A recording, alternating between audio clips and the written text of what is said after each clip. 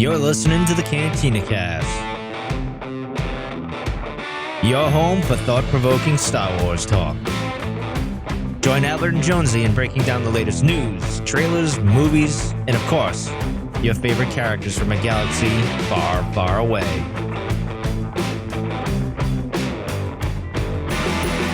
Hello, everyone, and welcome to the Cantina Cast. My name is Albert Padilla, and this is episode 402, the Book of Boba Fett, Chapter 7, In the Name of Honor. Well, here we are, 7 episodes down. The series is over. The finale tipped in at just about an hour long. And for an episode that had a lot of really cool moments, I think there were some things that it was kind of missing as well. That said, I think we're going to get into what I think overall, I kind of personally, I enjoyed the episode. It was so much fun to watch. But if I'm being critical, there's probably some things that we can talk about. And we'll try to be sensitive here because I think this episode is getting way too much negative feedback, in my opinion. Like, it feels like people are just piling on now. And it was like Santo getting piled on by the Trandoshans, right? That was the image of what this episode looked like. You know, that's a meme. I'm going to have to make that. So, speaking of memes, no, that didn't work. That's not good. Speaking of piling on? Speaking of piling on. Or pile of? Pile of. Welcome to the show, Jonesy. Jonesy, how are you doing tonight? I'm doing fantastic. How are you tonight? I'm good. It's been an interesting 24 hours, man. Like, ever since this episode launched, we had the privilege of watching it with some folks on Discord as part of the little watch party we did. And we had a really good time breaking it down and kind of talking about it afterwards. And there were certain things that I didn't catch. I mean, we were minutes after. I mean, we were all waiting for each other to be done watching it. But yeah, it's been a good 24, 48 hours in Star Wars land. Then we got the Kenobi being announced officially. Well, not being announced, but we got the date, right? The release date for it. And a teaser poster too. Yeah. And a teaser poster. Yeah. Beautiful poster. Yeah, teaser poster's fun because I think that's Anakin's saber in his hand too, right? Yeah, he's kind of, and they made it so he's kind of like holding it out, so it's very evident. I think that's the Death Star in the background too, if you look closely. No, I'm kidding. It's not. I saw somebody Photoshop that Death Star in over the sun. You know, that would have been kind of cool though. Yeah, it would be, huh? Like just ominous illuminating. What is that? Not luminous beings. No, looming over the horizon like that. Right. So what do you think about the May 25th release date, though? Because that's literally the day before Celebration starts.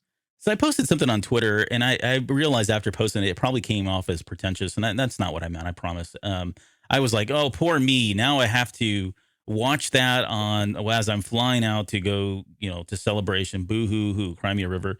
And that's not what I meant. I mean, it's one of those things where, like, a premiere like that, I would love to sit down and just watch it, take it in, right, in my own setting or whatever. And, I won't be able to do that, but that's fine. Well, I think we're actually going out there on Tuesday, not Wednesday. So we can watch it together in the comforts of our condo or whatever it is that we're staying in. We should have, I posted also, I said, why don't we do invite people over to our pad? Not like a house party, right? Not kid and play house party, but if we brought people over and they wanted to watch it with us, that would be really cool. So if you're going to be in that area, and I'm making things up here. I didn't even rent this place. So sorry, Twan. Yeah, Twan will have to give us permission to do it, but that would be cool. We could have like a little watch party, or even but yeah, your point's well taken, and we can still watch it there in the B&B. Right. I mean, now you get to structure your travel around the Kenobi premiere. Exactly. So right. Really, they did you a favor. So you don't have to feel rushed. You get in the day before, you rest a little bit during the day, stay up all night watching the show. You can recover on Wednesday, and then you're ready for Thursday evening. Right. So, yeah, it's all going to work out. It's going to be fine. So the other thing, though, is that you had posted a picture from Star Wars Insider, though, that Bad Batch was going to come out in May. Mm-hmm. So I presume that is now being bumped. I mean, we never got anything from StarWars.com on this. No. So I almost think it was like a misprint, or it went to press too early, and they really meant to yank it, and they're going to push that to summer or something. Right. I mean, that's very possible. I've not heard anything official since then. I mean, it's out there. I've got the digital version. I should take a look at that. If they've corrected it, maybe pulled that back. I'll have to take a look at that and see if that's what they've done. But yeah, because my guess now is that's been pushed probably July, August. Yeah, because you wouldn't think they would. I mean, who am I to say what Disney does at this point, right? Given this series, but Right. they could potentially run 2 series in the same. I mean, Marvel did it for a while. There was not Marvel. No. We had a Disney and we had a Marvel going on simultaneously. One was on a Wednesday, one was on a Friday. Yeah. So they have that option if they wanted to exercise it, but Yeah. I don't know. Doesn't seem likely, but Yeah, I know. I don't think it's it likely. depends it depends whatever else they want to release for the rest of the year, Mhm. So season 3 of Mando seems like it's wrapped up shooting, and they're going to roll into Ahsoka here, I think, in the next couple of months. So Yeah. who knows? It's just this constant rolling of material. So I don't know. But anyway, happy birthday to the maestro himself. John Williams turned 90 this week. Pretty crazy. Him and his son are looking awesome. good. Yeah, no, he looks good. I know. I talk about his son a lot because he's the lead singer now to Toto. So if you know who Toto is, it all comes back to either Toto or Journey. Or Journey or every Rush. 5 minutes Or Rush. There we One go. of those. Yeah, that's right. Yeah, you had to post the Rush song the other day. With, Oh yeah, I forget the guy's name. I meant to write that down. Some guy did a tribute video to The Last Jedi, and he set it to Rush music, and it's a deep cut. Like, this is not a played airwave kind of Rush. It's not Tom Sawyer, it's not Red Barchetta, any of the ones that people know. This is like a deep cut off an '80s album with a lot of synth in it. My goodness, I watched that thing. I can't even tell you how many times I was so in love with it. That's impressive. He did a good job editing too. Fairly long. Yeah, there's a lot of turning. Yeah, there's a lot of editing. It's a lot of cuts. Yeah. So yeah. Any other news? I think that was about all we had. That was worthy of information. Like comics this week were only a couple. Trail of Shadows 5. You need to go read it. If you haven't read it, go ahead and get the whole series. You're going to want to read it. That's all you'll say, huh? That's all I can say. Yep. I've got that lined up, and Mission Disaster. That'll be my book that I'm taking with me camping this weekend. So you're taking Midnight Horizon with you. I mean, not Mission Disaster. Midnight Horizon. Yeah, and by the way, so I finished Midnight Horizon last night, and here we go. Worth every single page. Every single page was awesome. What did you say it was? Say it into the microphone so we all can hear you and have it recorded for public record. It's probably my second might be my second favorite High Republic novel. There you go. You heard it here first. It was really good. Like, where else would you hear finish. It? What? I know, right? Where else would you hear it? No, sorry. Start to finish, good? Yeah, start to finish, excellent book. You get really great moments for Rom. You get great moments for Wreath. The two of them are such a fun pair. Cantum Psy, you get a lot of backstory with him. Mm-hmm. You don't get as much with Vitus Comac as we were hoping, but you do get a nice picture of Comac, and the book kind of ends with a couple of moments there that everyone will want to take note of, which are a lot of fun. So if you haven't yet, go get Daniel Jose Older's Midnight Horizon. It's a young adult book, but worth every penny. Walmart has an exclusive cover too, so if you want to get something crazy, and go over there and do that. Not crazy, it's cool, but yeah, I saw that. Okay, cool. But definitely go get that, guys. I know Lauren's in the chat, and she's a huge book nerd like we are. So, all right, Patreon subscribers, we did this on the Patreon show this past week, but we've had 3 new ones, so we'll do a couple of repeats. Keaton Haas, who's actually in the chat with us, joined our Green Milk tier. Thank you, Keaton. Brian Epsky joined the After Dark tier. Thank you, Brian. And then Steve Long from Rogue One Radio, the host over there, joined our early access tier, and that was super nice of him. He actually invited me on to Rogue One Radio this week. We talked about Chapter 6 of Book of Boba Fett. So if you're interested in hearing that out, him and Nicole had a great time, and on episode 71 of Rogue One Radio. So go check them out on the Red 5 network. Very cool. Yeah. Yeah, thanks to them. It was a lot of fun. It was fun. Good deal. Okay. Do you have anything else? No, man. We have a lot to talk about, so we might as well get into this. The next 30 minutes to talking about this episode. All right, before I pull this up and we start going through all the pictures and all of that, but what about I guess give me your kind of overall thoughts on this episode. How did you feel about it? Because I know, again, there's been a lot of mixed reaction. Even right afterwards, I was on Twitter. We started looking to see how people were receiving this, and it was kind of all over the place. I mean, it was just peaks and valleys, and you had some people that were just kind of deadpan, middle of the road kind of thing. But wow, what an emotional roller coaster! Yeah, maybe I'll share what the reaction was after our watch party when there was just like silence, and I think it was you who asked, "Would y'all like it?" And there was still like silence. There wasn't a lot of people that jumped Well, up. but I think it was one of those things of like, it was like, I don't know. Yeah. There Well, were that's fair. parts. That's fair. Yeah, there were parts I was like, okay, I like that. Oh, I really like that. What the hell is that? And then Mm, and then some of it just kind of plodded along. Now I will say this: the subsequent viewings I've had of it, it's flowed a little bit better and it's kind of normalized a bit. yeah. So I'm enjoying it more as we go on. Of course, there's some things that always stick out a little bit more after that, but overall, I think it was okay. I think it was good. I don't think it was great. I think we had some really, really good and great moments in it, though. And there was nothing really egregious about it at all. It was just a little, the action sequence was good to very good, somewhere in there, but it just felt still a little bit flat in some areas. And I don't know what that is. I haven't been able to put my finger on it quite yet, but overall, pretty good, though. And not bad. And it definitely ties up the series nicely, I think, and gives us a little teaser for what's to come. Hmm.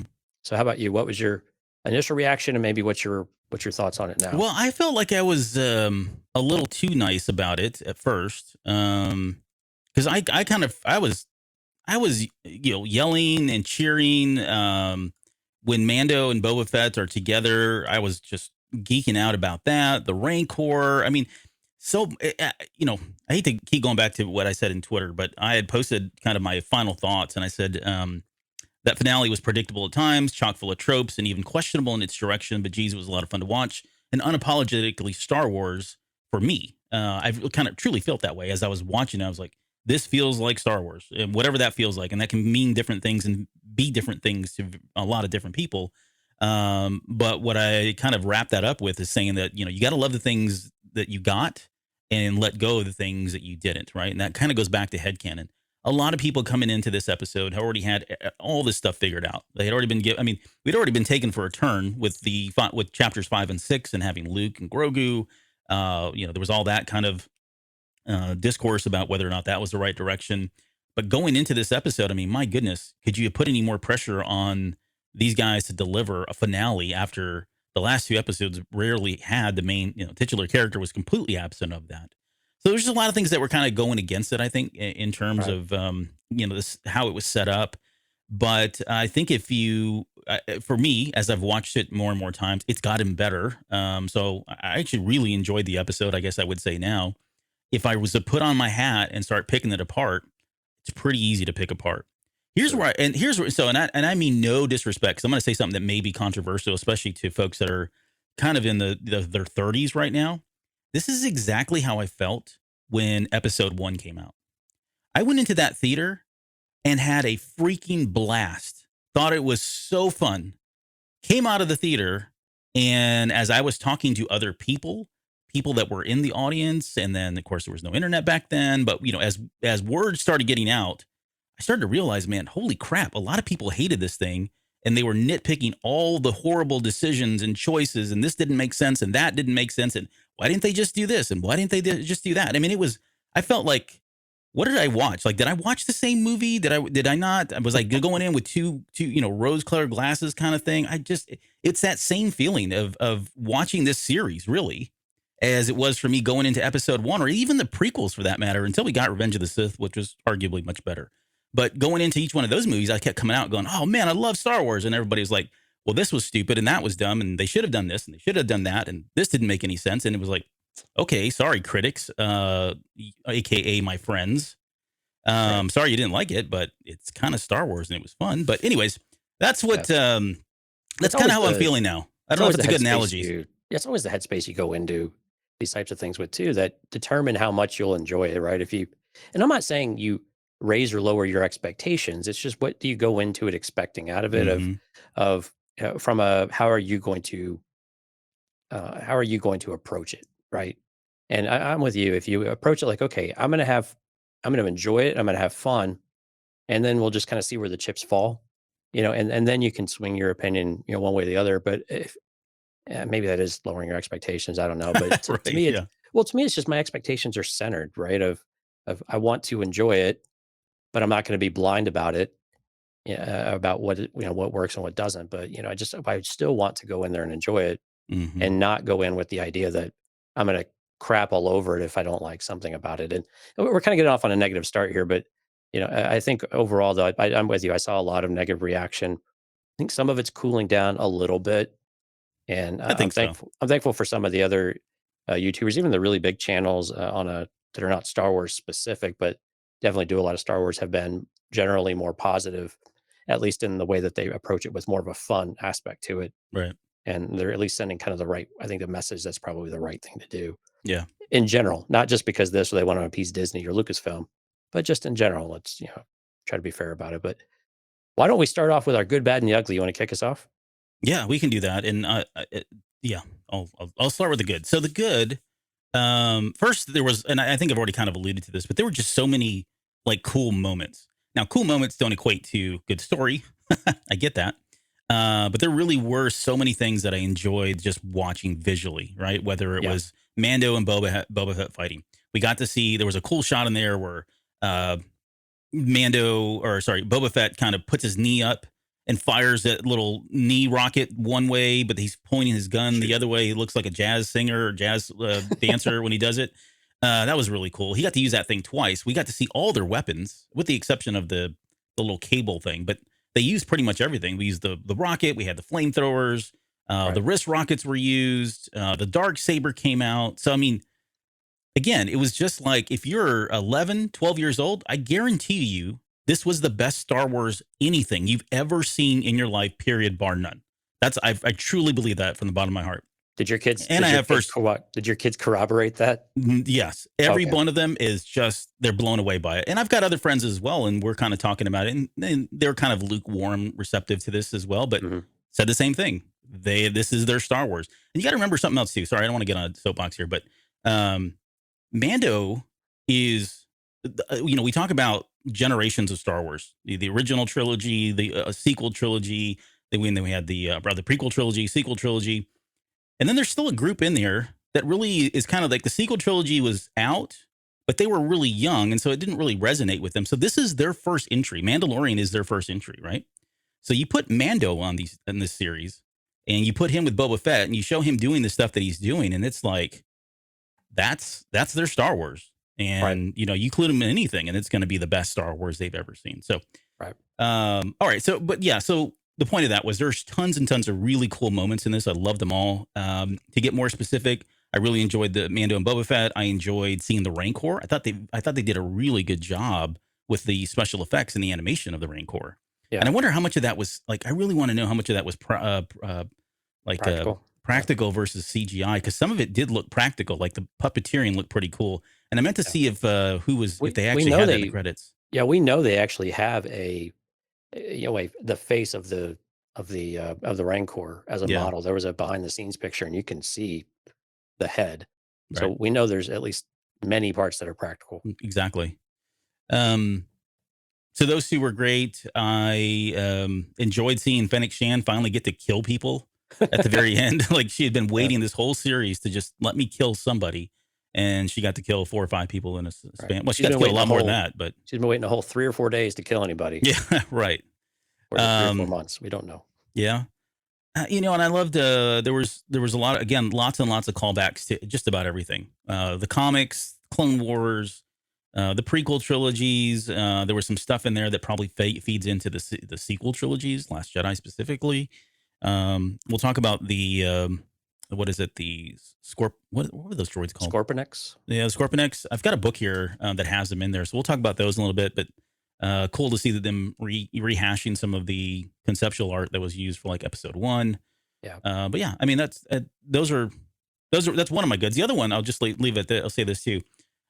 Like it or not, for me, watching this episode, I would call this a good. I feel better about 5 and 6. Like, it makes sense to me. It's still weird. I'm not going to say it's not. And I think everybody could probably agree that this did not go by, quote, the book, no pun intended.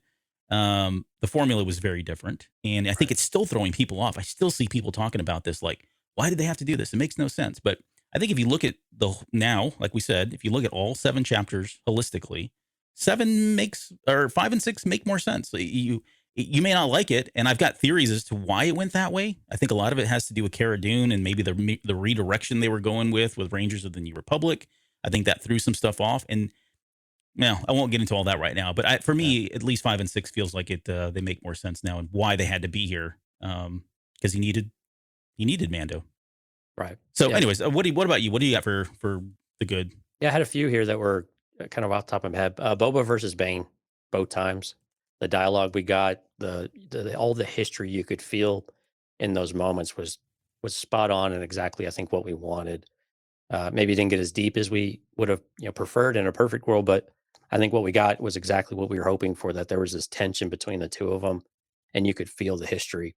I think it was also fun too that they had Bane say, if that's not the quack calling the stifling slimy."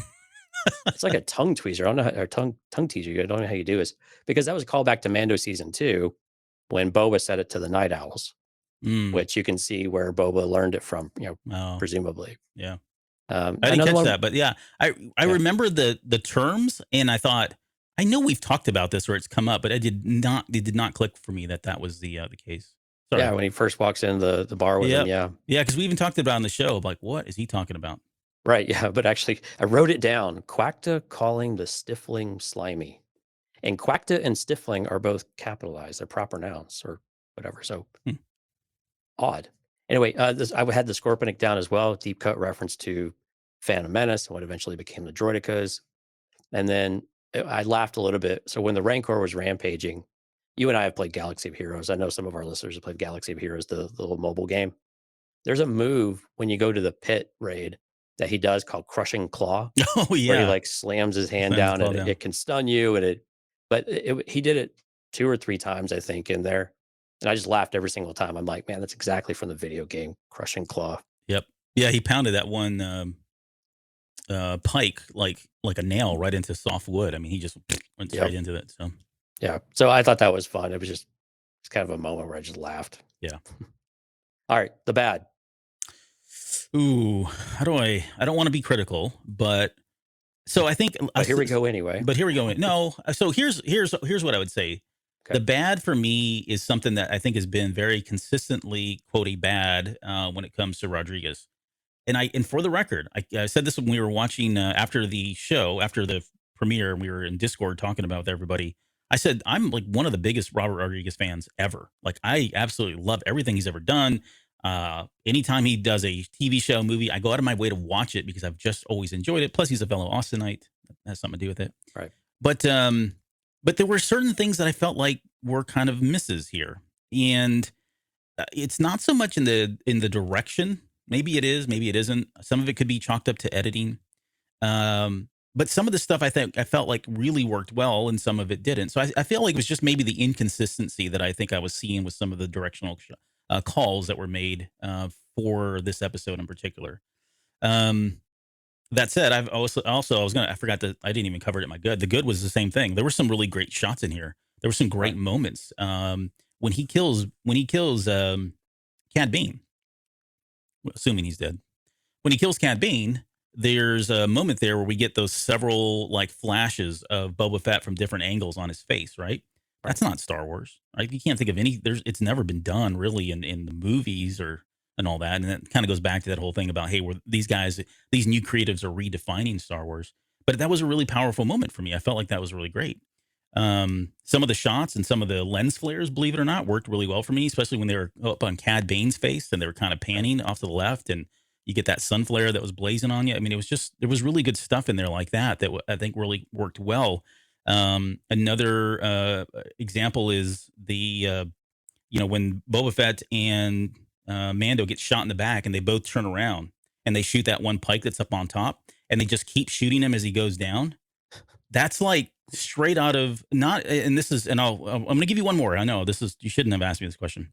I didn't have a choice. You didn't have a choice. It's on the script. It's the same thing. We were talking about it in Discord, but Robert Rodriguez's influences do come from a lot of Hong Kong films, like a lot of the Wong Kar-wai stuff, the John Woo stuff. And so that moment where he's falling down and those guys turn around and they're just kind of blasting him as he goes down, that's like straight out of the Hong Kong films of like the 80s, right? Same thing with the one that's gotten a lot of feedback is that one where the guy spins around. What's his name? Scad. He spins around to shoot and it feels like it's completely, what's the point? It's a stylistic thing. And I'm not saying that was a bad thing. I mean, I would say for a lot of people, I felt like, okay, yeah, they're going to look at that and go, wow, that's really dumb. Why would anybody do that? But if you go watch Robert Rodriguez's films and you go watch his influences, it's a stylistic thing. They're always doing these pirouettes and spinning in slow motion with stuff flying in the air. That's the visual. That's what you get. Yeah, So that was different, but I also chalked that one up to the mods are a bit of a different breed too, right? I saw a really cool theory about this. Okay. So the practical, if you go back and watch that scene now, and I've got a picture of it, he spins and ducks, and as he comes up to shoot, there's a bolt that goes right over his head. And I got an image, I got a screenshot of that bolt. So you could argue that yes, he could have just ducked, but for whatever reason he decided to spin. There was a practical reason why he got low and did that. Okay. The cool theory I heard was that that eye has a way to take a scan, like a field of scan, like a vision, like a picture, a 360-degree picture. And so when he spun, he took an image of all of the perpetrators that were in that area so that he had a better shot at them afterwards. And I was like, oh, there you go. That's a jump in the shark probably, but it works for me. That's right. We found a solution. That's all that matters. All right. I don't know if I answered the good or the bad, but I've heard it really very well at all. But yeah, so you talked about the direction a little bit. I'm going to be a little more critical about the writing. So I think the writing, and some of this is because of the series overall, I think was a bit inconsistent. Sometimes it was super great and amazing, and then other times it just was a bit head scratching. So this one, there were a couple of cheesy moments. I think we've had this throughout the series, but the one that fell out of place and it was very not Star Wars, or at least not what we traditional Star Wars. It was Fennec Shan's like Ocean 11's monologue, like where she's saying where everybody's at. You know, the Gamorreans are on the east, blah blah blah, and I'm like, some of her dialogue throughout the series has been a little bit, I don't want to say wooden, but it's been overly descriptive, I think. And I'm not saying necessarily the performance, but it's just the writing of it.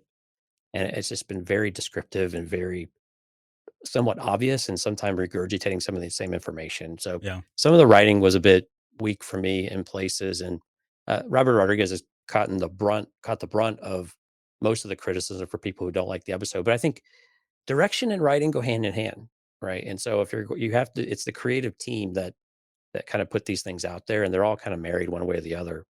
And direction can help make up for writing. Writing can help make up for direction a little bit. But at the end of the day, if they're not really in sync, then it's difficult for that to work out well. So there were moments where it worked really well, and there was just still little things here and there that Jon Favreau's writing to me is just very up and down a bit. So, and there's another layer in there that I don't think it's talked about enough, right? So Favreau comes up and he'll write a story. He may hand that over to script writers, and these are, people we may not even know, never heard of, and they're the ones that are responsible for taking that story and developing an actual script with the dialogue itself. So I don't know how much of the dialogue is generated by Favreau. I know I go out and give him credit because I think they've got a good staff there of script writers, but some of that, when you start talking about movies just in general, not Star Wars, this is agnostic, right? There are all kinds of reasons why movies do well and don't do well. And it's everything from production to the direction, to the script, to the story, the actors themselves, right? There's all kinds of elements that kind of play into it. So it's really hard to pinpoint it on one thing. To your point, the director usually is one that's like the coach of the team. They're probably they're gonna take the heat for all the losses, and they'll relish in all of the wins. So it's just very difficult sometimes to kind of pinpoint that. Right. What about the ugly? What do you got? Chrysanthemum's foot. Whenever he's rejoining Boba, things look like he's got a stanky leg. Floppy, yeah, it's like a floppy mess. And of course, then roughly 35 seconds later, he's running a marathon. So again, a little bit of inconsistency there with Chrysanthemum, but that foot looked pretty janky there. Where's his cybernetics though? He's got cybernetics in him. Supposedly, yeah, but they made him seem like he was just a normal old Wookiee. Yeah. Just okay. Big. I can't remember if he had anything I was thinking, well, maybe he's got, I can't remember if he has like cybernetic leg, foot, and he just had to pop that thing back in place and he was good to go. Maybe. I don't know. I don't know. All right, what about you? The ugly? I've got two things. One is Peli Motto's mouth. The fact that she's missing a tooth now is just not a flattering look. Like, honey, it just, she's going to have to do a makeover. Hopefully she'll get a fake tooth or have an implant, cybernetic implant of some sort. But, all the best to her. I do love her. And then just the And idea that she might have an admirer now. So. well, and that's where my second one is. So my second ugly is the fact that just the idea that somewhere Pelimato and Major Domo are having Major Domo somewhere, if you know what I mean, right? I don't know what they're doing, but I don't know about that relationship, if that's going to be something I want to see. So Albert, the Force works in mysterious ways. yeah, exactly. And here, coming from the person that tries to ship everybody, I'm like, ooh, time out. I don't know if I want that one. That's not a ship. You can't have it both ways, man. You either ship everybody or you got to jump off that train. Right. Yeah.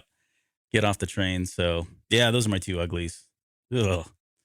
Okay. Those were pretty good ones. All right. Are we ready? Let's do it. What is gasp, Albert? Look at this. This is stuff. She thinks I'm a prude. To some extent, yeah, maybe I am. But well, in your old age. In my old age, yeah. Let's share a screen. I'm going to share my screen so we can get into the images. So it's time for picture pages. Picture pages. Time to get your crayons and your pencils. In the name of honor. I told you should have wore the Bono glasses and come up with some kind of a version of that song, and yeah, we'll do it. Serenaded everyone. It'll be a special Star Wars celebration thing that you can Patreon exclusive. It will not be Patreon. Okay. Oh, let's get into this. And I like that they opened with this, like, establishing shot. Hey, look at the city. Look how cool it looks right now and how peaceful it is. And it's very quiet, right? Right. Which was kind of nice to see. And they gave us the opposite of that at the very end, which is great. Yeah, the remnants of Garsa Whip's domain. She's gone. Just a littered mess. Yeah, I think she's pretty much confirmed dead at this point, right? You watch your mouth. Yeah, I think she's dead. I haven't called the coroner's office, but pretty sure she's dead, Jim. Well, it's like everybody, I guess everyone just disintegrated. There are no bodies or nothing smoldering inside. So I don't know how much time's lapsed here. Yeah, it's a wreck inside. Yeah, you can see it right here. Yeah, it doesn't look like much of anything survived or much of anything. Yeah. No, if you were in that, evidence. You're done. Yeah. So, yeah, unfortunately, it's Gonzi's. And then Mando shows up, which I wasn't expecting him to show up so quickly. I thought they'd kind of bring him in a little bit later, which is fine. I get why they did it now. But he says, we were joking about this. Like, he tells him that Cobb Vanth is bringing a garrison. Yeah. And it's like anything but a garrison. Yeah, we looked up okay, what does a garrison actually represent? Because we thought a garrison would be like a big group, but it's really very generic. Yeah, it could be anything. So in Star Wars, though, you think about garrison of Imperial stormtroopers. Right. That's a lot. Right. And that's what I was thinking. I was like, oh, okay, well, garrison. Whoa, he's bringing everybody in the town. But no, it's really 12 people. Right. But more on that a little bit later. And he says he's pretty confident that Cobb Vanth is going to join, even though I kind of felt like it was a non-committal thing for Vanth. Like he didn't. He told Mando, hey, I'm going to talk to my people, but it wasn't like, hey, I'll talk to my people and we'll be there. It's like, I'm going to talk to the people and leave it up to them. So, yeah, he was taking a bit of a leap of faith on him. But yeah. I think Vanth was if he had the opportunity, he was going to convince them to do it, though. So I think Mando was probably in the right spot to put his money there and just hedge his bets a little bit. Yep. This is good stuff for Tamara Morrison as well when he's talking here. Yeah. The mods, are now he wants to. The smart thing is to go back to the fortress, right? We had talked about this. The big battle's got to take place at Jabba's palace, right? Yeah. Nope. Where the mods convince him that he needs to be out there in the streets. You need to be with your people. Show your people that you are fighting for them. Yeah, because that's where they're going to be. They're going to protect their home and not let these hoodlums, as we call them later, I guess, basically run over their streets and take everything from them. Yeah. I really wanted him to go back to the palace. I know that was so on the nose and it's like the most predictable thing, but come on. This whole show was, this whole episode especially was very predictable beginning to end. Yep. But, the fanboy in me really wanted him to go back to the council or have some kind of a, typical Star Wars drama where you've got multiple battles on multiple fronts and you're kind of switching back and forth. Like that would have been a cool situation. More than anything, I wanted the Tuscan lady to come in and she didn't make it back. So, well, we'll see. Yeah. I don't know about that. We'll have to talk about that later, I guess. Hey, so one thing I want to ask you quickly, could we skipped over it just briefly. Did you get a sense from Fennec Shand that she was really upset? She did seem visually upset that, hey, wait a minute, if we get rid of the spice, yeah, that's income that's coming in, and this guy's clearly not thinking straight because what is he going to do to generate revenue? Right? Is he going to just go back to higher taxes or I don't know. She did It some kind of. reminds me of Megadeth. Peace sells, but who's buying? That's a great album. It is. But I mean, it kind of reminds me of that too. She's like, what the hell? And it's clear that they don't talk. They don't strategize a whole lot either, it seems like. But they never seem quite on the same wavelength. That Boba is really just flying by the seat of his pants, like constantly with the decision he wants to make. And I get it. He's trying to turn over a new leaf, and Fennec Shand is still, kind of living in the past a little bit of like, well, no, we set out this to rule and to make money and to be rich and to enjoy the spoils. And every time we have this opportunity to make some progress forward, Boba, pulls the chain back, and no, now we're doing something that's far less profitable, and it's hard to tell where Fennec Shand is on all this too, because she's a very pragmatic person, very practical, that she wants to enjoy all the spoils that she's putting all the effort into. Yeah. But we don't really know if she's, and what we saw in Bad Batch, we know she's not a bad person necessarily. She does her job. And I think she's still viewing this more or less as a job of sorts. But yeah, she does not seem pleased at all. Yeah. I mean, they're trying to show that he's growing as a person, as a character, and she's being dragged along against her will, like, right. And at some point, either she's going to have to get on board with that, or she's going to probably go her separate way and say, I'm not ready for this, or this isn't who I am, which I don't think will happen. But, and I get it. She's not convinced that it works. Right. Yeah, right. Exactly. She's not seen it work, and every legitimate government ends up getting corrupt, and they just go back to the same thing eventually. So, that she's kind of out of that world. So I get it. Dante has joined the chat. What's up? So yeah, and they called it the orange powder, which was interesting. I think orange powder, I think Tang, but again, I'm dating myself. If you know what Tang is. Yeah. If and there's, and then so here's another this moment here. Sorry to go back to what you were saying. Make sure I don't have it here. These two young kids out of nowhere come up and are like, "That's the dumbest idea ever." This is not the first time they've ever said it either, right? They stood up to Boba Fett and kind of challenged his direction already in one of the episodes, but it's pretty bold of them to step forward and say, "No, that's that's not the right thing to do. If you want to be part of your people and you want to save them, stay here. Don't go to the palace." Honestly, I can see both. I can see an argument that if you go to the palace, well, then the war goes to the palace and it's not on the people themselves, right? Right. But I did think it was, and I know people had a problem with this. Some folks were like, "This is so weird for Boba Fett to even say that." But when you get into positions of leadership, and I'm gonna get Mr.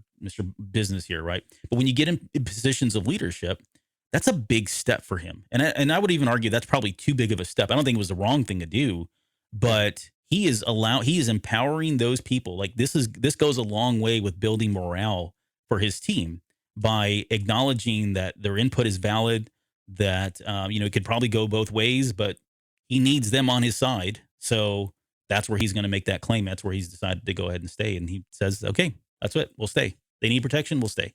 Yeah, but that's a big leadership step, right? Right. Yeah. When you think about the pillars of leadership, trust is one of the biggest one, right? Mm-hmm. So, yeah. Yep. No, I mean, he's earned their respect. He's earned their trust from that alone right there. Yeah. Now, I was kind of what I was expecting to see from this that didn't happen is usually when you're in the trenches with people, usually it inspires others to come out. We saw this in Mando with the episode with Ahsoka, like the introduction of the Jedi, right? Mm-hmm. So that's the one that, with the citizens get involved, or at least the one guy decided to, right? Right. And that's usually what you're hoping to inspire. I mean, you want to rally the troops, of course, as well, but the people around you is usually how you end up outnumbering, some of these larger entities, but at least in the movies like Star Wars and whatever, right? But so that part threw me off a little bit because I thought, okay, he's going to inspire the locals. They're going to push back as well. But yeah. No, they hid. Yeah, they hid. Which had to keep the melon safe. Yeah. Okay, so we cut over to Cad Bane walking in. And he ended up showing up to the Pike area, or I guess whatever this is. It's on Mos Eisley, I think, if I'm not mistaken. And we finally get to see Mayor McCheese, where he's been hiding out. He's been bunkered in here with this the Pike leader. Which had who played Mayor McCheese, right? I heard it was Robert Rodriguez's voice. I think it's Robert Rodriguez. In the costume too? Don't know that part of that. I just heard he played him. Yeah, I think it was his voice. I think they had confirmed that after Okay. like a couple episodes ago, but Okay. but no, I'm glad. If I don't know if it was a hard confirmation, I'm sure now they've probably done a hard confirmation. It definitely was him. He does sound like what's his face, Pedro Pascal. Like when he talks, so some of the words that he says sound a little to me like Pedro Pascal. But now, so I want to focus on this real quick because I haven't heard a lot of people talk about it, and I may have been known in the past to read way too much into something. No, not you. But he says I have to respond. I have to respond in some way. At the very least, I should. And then he gets cut off. Right. And so when I saw that, I thought, oh, wait a second. Is he talking about like I've got to respond to a request from Kira or some other larger entity that's checking in to go, what's the status? What's taking so long? Why is Boba Fett still in power or whatever else? Or do you think this was in the context was I need to respond to the people, or I got to respond to the threat or respond to what Boba Fett's doing or whatever? I think it was response to the bombing, to be honest with you. You know, he didn't sanction the attack on Garsa Fwip's place. And when the people need leadership because they're scared and things are happening all around them and they're confused, that's when your leadership needs to step up and be present. And you basically have a terrorist attack and you have no one saying a word and all the people are just scrambling in every direction. So that's what I took from it, is that he needed to go and actually make a response. And I think some of it's also, you know, that's how you get your alibi of sorts too, right? But that's how I interpreted it, though. Was more a reaction to the Camtono bomb. Well, I didn't. Oh, all right. So Kira is back in the picture as far as I'm concerned. Yeah, I was thinking literally like I got to give her a response. I got to give them an update. I don't know. Maybe you don't know. Who are you? Okay, we'll move on. So Cad walks in and he's I guess he was supposed to make the marshal stay neutral, which I don't understand how that. Now I go back and look at it. It's like, what was his intent? No, go ahead. Yeah, he did. He told him to stay out of it. Yeah. He said, ignore it, let the spice go on, and everything's cool. Yeah. Be cool, honey bunny. But then, you know, Deputy came out and and then but Vanth also just told him no, Tatooine's closed for business. So yeah, I think that was his intent. It was just a scare tactic. Yeah. But he's an enforcer too. And it's pretty clear the mayor is like still thinking, hey, I'm mayor. Like we thought he like left his position, or at least we didn't think that, but we talked about we asked the question of did he leave his position? And it's clearly no. He's just been biding his time, waiting for everything to go back to normal so he can go back into his role as Mayor McCheese. Right. But it's also this goes back to the whole thing with the Hutts too. You know, they were saying that war is bad for business, and he's kind of in that same boat, right? You can tell he's like, we weren't supposed to bomb that Garsa Fwip's cantina. That was way beyond what was expected, you know? Right. But he said surgical strikes. I'm like, where would you do surgical strikes at? Yep. You know, I don't understand what that expectation would have been. If it's not his palace, is he just taking out the, you know, places? I mean, because it seems like places like Garsa Fwip's are places you would raid or you would do something to them, right? Mm-hmm. So I don't know what he would expect surgical strikes to look like. And it is clear the Pykes don't care. And I like how Cad Bane called them ruthless. I mean, a little bit different context, but yeah, which of course he calls himself practical instead, which is typical of Pykes. Yeah, he says, I didn't realize the Pike Syndicate was so ruthless, and they responded as being pragmatic. All right. I don't know if I buy that. Again, because I subscribe to whack theories. It goes back to like, is he covering, or I don't know. It just, I believe Bane before I believe that Pike. Like Bane said it as like, that's way out of character for you guys. That's how I took it. Is there something there? I don't know. They don't seem to be the aggressors for the most part. I think that's fair. They kind of work in the behind the scenes a bit and manipulation and those are more their style than just outright aggression. But but it's clear that they don't. This guy at least doesn't care, or maybe Obadiah doesn't care. The High Council, and this is a big run, I guess. Yeah, there's lots of spice on Tatooine, I guess. Yep. But nonetheless, we got the confirmation that it was definitely not the Nikto biker gang, right? It was something else, and This was an interesting point because later on it comes back, right? And I was very, if you watch the way Bane asks about does Boba Fett know? Yeah. Like he's like already, you can tell, you can see it in his eyes, you can see it in his body posture. He's going to weaponize that in some way, and he does later on to kind of get under his skin, Right. which is really good. So the next step is, they're trying to figure out, okay, how he's bunkered in at the sanctuary. How do we get him out? And that's where Cad Bane says, "Yeah, I got an idea how to get him out of here." So I haven't been scrolling through these pictures, but there's okay. And then we get to this. Man, I got excited. Luke's X-wing holy flying in. cow, it's Red 5. But you know what? But this is the thing that we said we didn't want, right? Oh, I know. We didn't want to skip right to Grogu getting dumped off and just shoved out the X-wing with a parachute. And it was just short of that. It was very close. Yeah. Luke didn't even attend with him, which again wasn't surprising. Kind of what we expected if this was going to be the case. We knew, Luke being there was uncommon. That would have been unexpected in a certain way. Yeah. And I started thinking about it more too. I'm like, okay, so had he shown up now that we've had the privilege of watching the episode, I mean, I guess you could have stuck him in like fighting the droidicas or whatever they are, the Scorpionex. Yep. I mean, he probably could have fought those. That would have been something that was worthy of his time. I don't know how long that match would have lasted. I mean, eventually he would have destroyed them. He would have found a way. Right. He probably just float him out into space or something, right? I mean, who knows? Yeah, just crush him. Yeah, exactly. But yeah, when we talked about this, this is the Luke factor, and it could be a very convenient decision made by Luke for the sake of the plot and not ruining the end, because he would have just come in and saved the day as a hero. But it does seem odd. Like even still, like why would you send Grogu by himself in the X-wing? I mean, I trust R2, right? Right. I would not trust R2. But going to Mos Eisley and that connection with Peli Motto, just handing the baby off that way, I don't know, it just doesn't add up. And I'm starting to wonder now, because now this would be the second person that's now, because Luke was going to have Leia as his first student, that didn't work out. Then he was going to have Grogu, and that didn't work out. I started to think that maybe we were talking about, okay, at what point does Luke really fully, truly embrace this idea that attachments really aren't that bad, and that maybe that's what his, temple should be built, or that the next wave or breed of Jedi should be more in favor of attachments.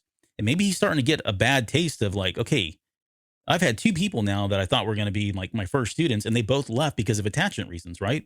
Leia left because she was pregos and she was like, I'm done. I'm not going to do anymore after that. And then now you've got this one who's got an attachment to Mando, and now he's left, and he's probably thinking, well, crap. Maybe I do need to just accept that attachments are good and make this thing work with the people that are in on that. Yeah, I think it's probably going to have Luke double down, actually. We don't have any evidence where Luke got anywhere else except for this very clear line in the sand that he's got. And quite honestly, he might, and the reason why I say he might double down is because without that commitment, without that dedication, and with those uncertainties and with those attachments, everything gets linked back to Anakin and Vader. And I think that's why Luke, even though his own experiences are there, he's going to continuously look back at his father and those decisions that he made, and use that as his reference point, his guiding point, because he came very close to the same fate. And he's probably playing this what if game as well of, what if I wouldn't have done that, things may still have turned out better, or maybe some things would have turned out better. Maybe I'd still have a hand. I don't know. But so that's how I see that one of we don't know that he ever got there. And I'm starting to think maybe he didn't get there at all. And he's I think he took Grogu just because Grogu had some training already. And if it wasn't for that, then I'm not sure what that would have looked like either. But Luke may have still wanted to do it because he's eager to do this. But I don't think, I don't, if you're not all in, then he's going to send you back. Now, why didn't he do that, though? I mean, his schedule is very busy, contrary to what Ray believes. Right. He does a busy person, and he's got a lot of temples to build, a lot of rocks to seal, and make sure that they don't leak. I mean, so he's very, very busy keeping the androids occupied too. So you got to give a Jedi Master a break every once in a while. Even if he's not truly mastered anybody, he's very busy. Yeah, Maybe R2 stole the ride. well, like there's different theories out there. Katya had said that she thought that maybe Grogu escaped, and R2 just came along, and that's why he was in a hurry. And we can kind of jump to that now because it's clear from Pelly that that R2 was in a hurry, and he's kind of balking at her, telling her, "We got to hurry up! I got to hurry up." Where was he in a hurry to do? Like just get back to Luke, or was there something going on?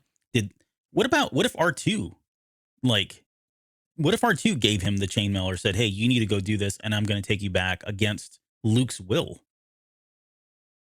No. No. No. Okay. Well, hold on. So we have to go back to what we've talked about over the last several episodes. When we're told something is going to happen, it happens. And some of these things we have to take at face value. I think this is Yeah. one of those we have to take at face value. Yeah. We were told what the choice was. He made the choice. He took the shirt, not the armor, but it was a shirt. And the decision was made, and he followed through on it and made sure he got back safely.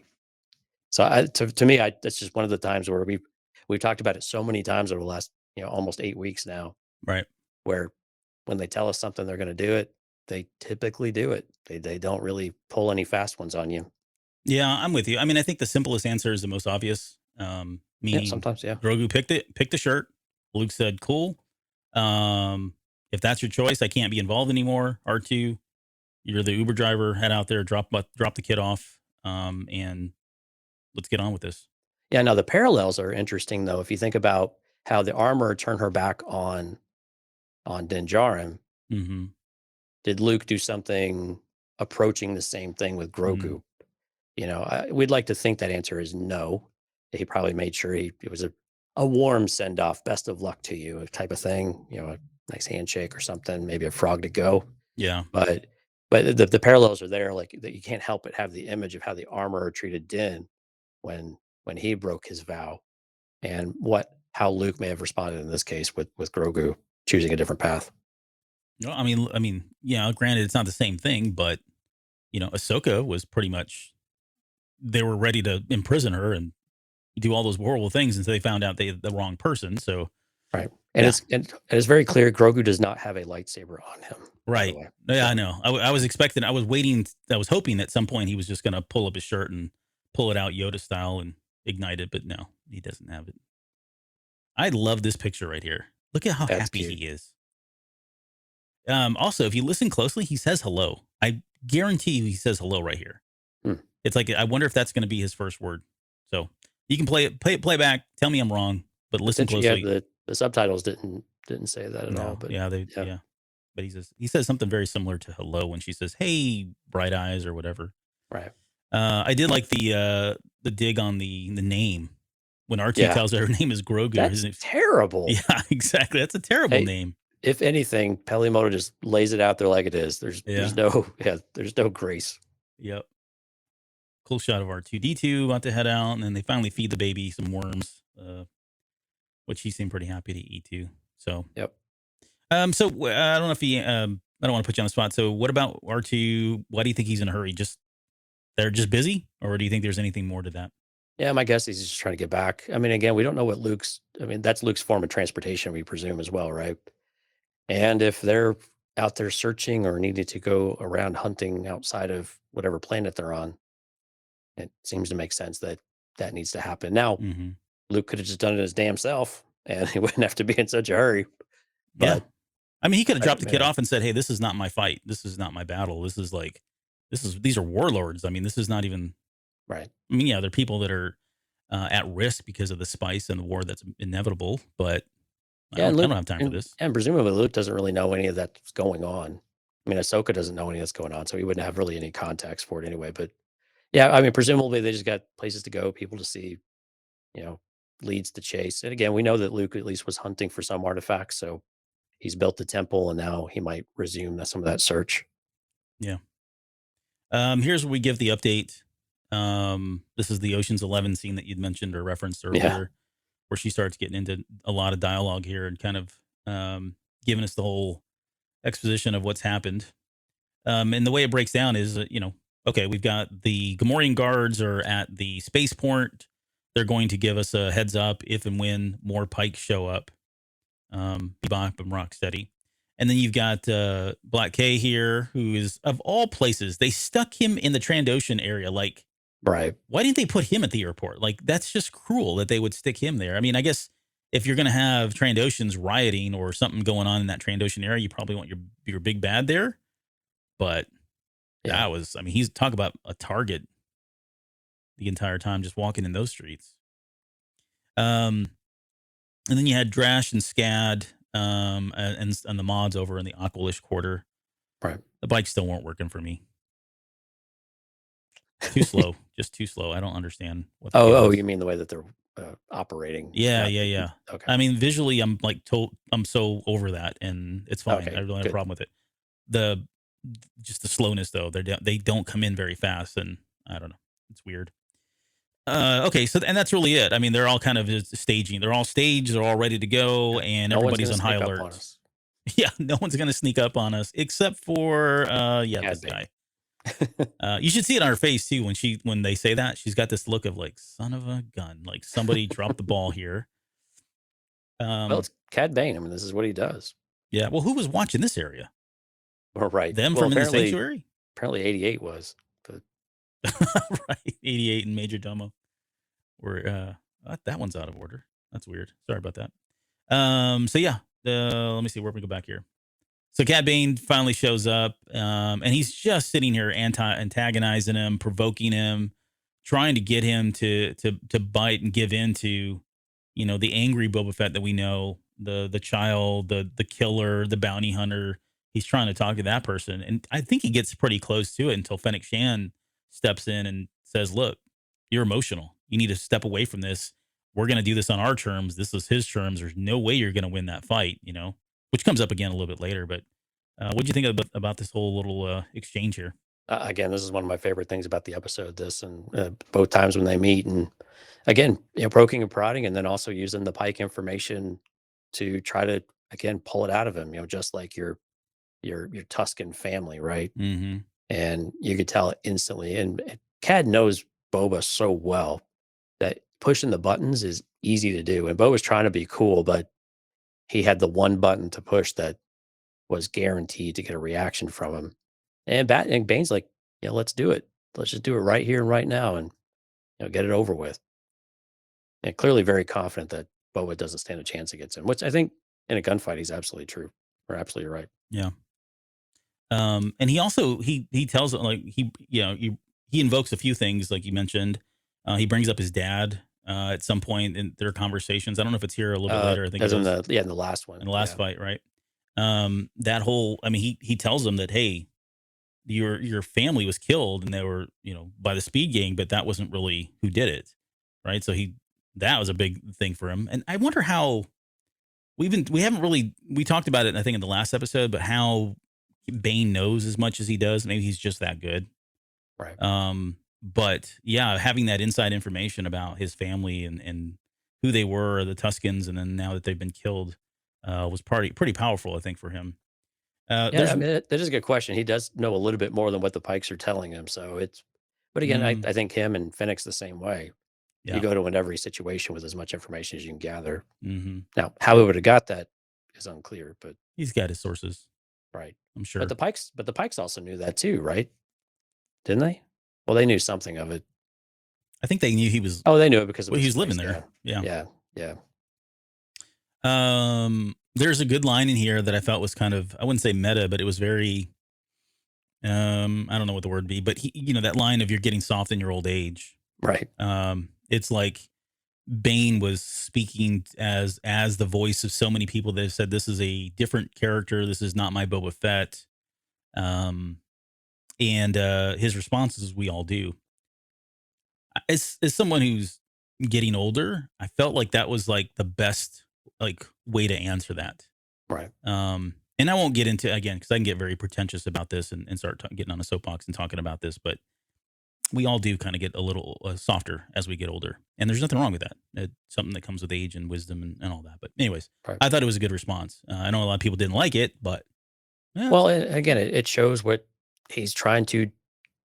He's making it different. He's changing, right? He's trying to do something different, and we can argue about how effective the show as a series has been at showing that journey, but over time, he has been trying to be this person of protecting the people and actually becoming not necessarily a crime lord over it, but actually a true leader, or I mean, effectively the mayor by the end of this thing, right? Right.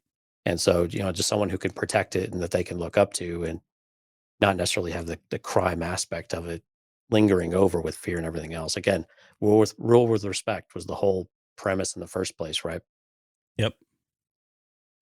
There's I'm just kind of going through pictures. Here's that one. Here's one of the ones where I felt like the lighting was really good. Yeah. The shot was really good. And you could see all the dust and the particulars in the air, Yep. particulates. Yeah, it was really cool.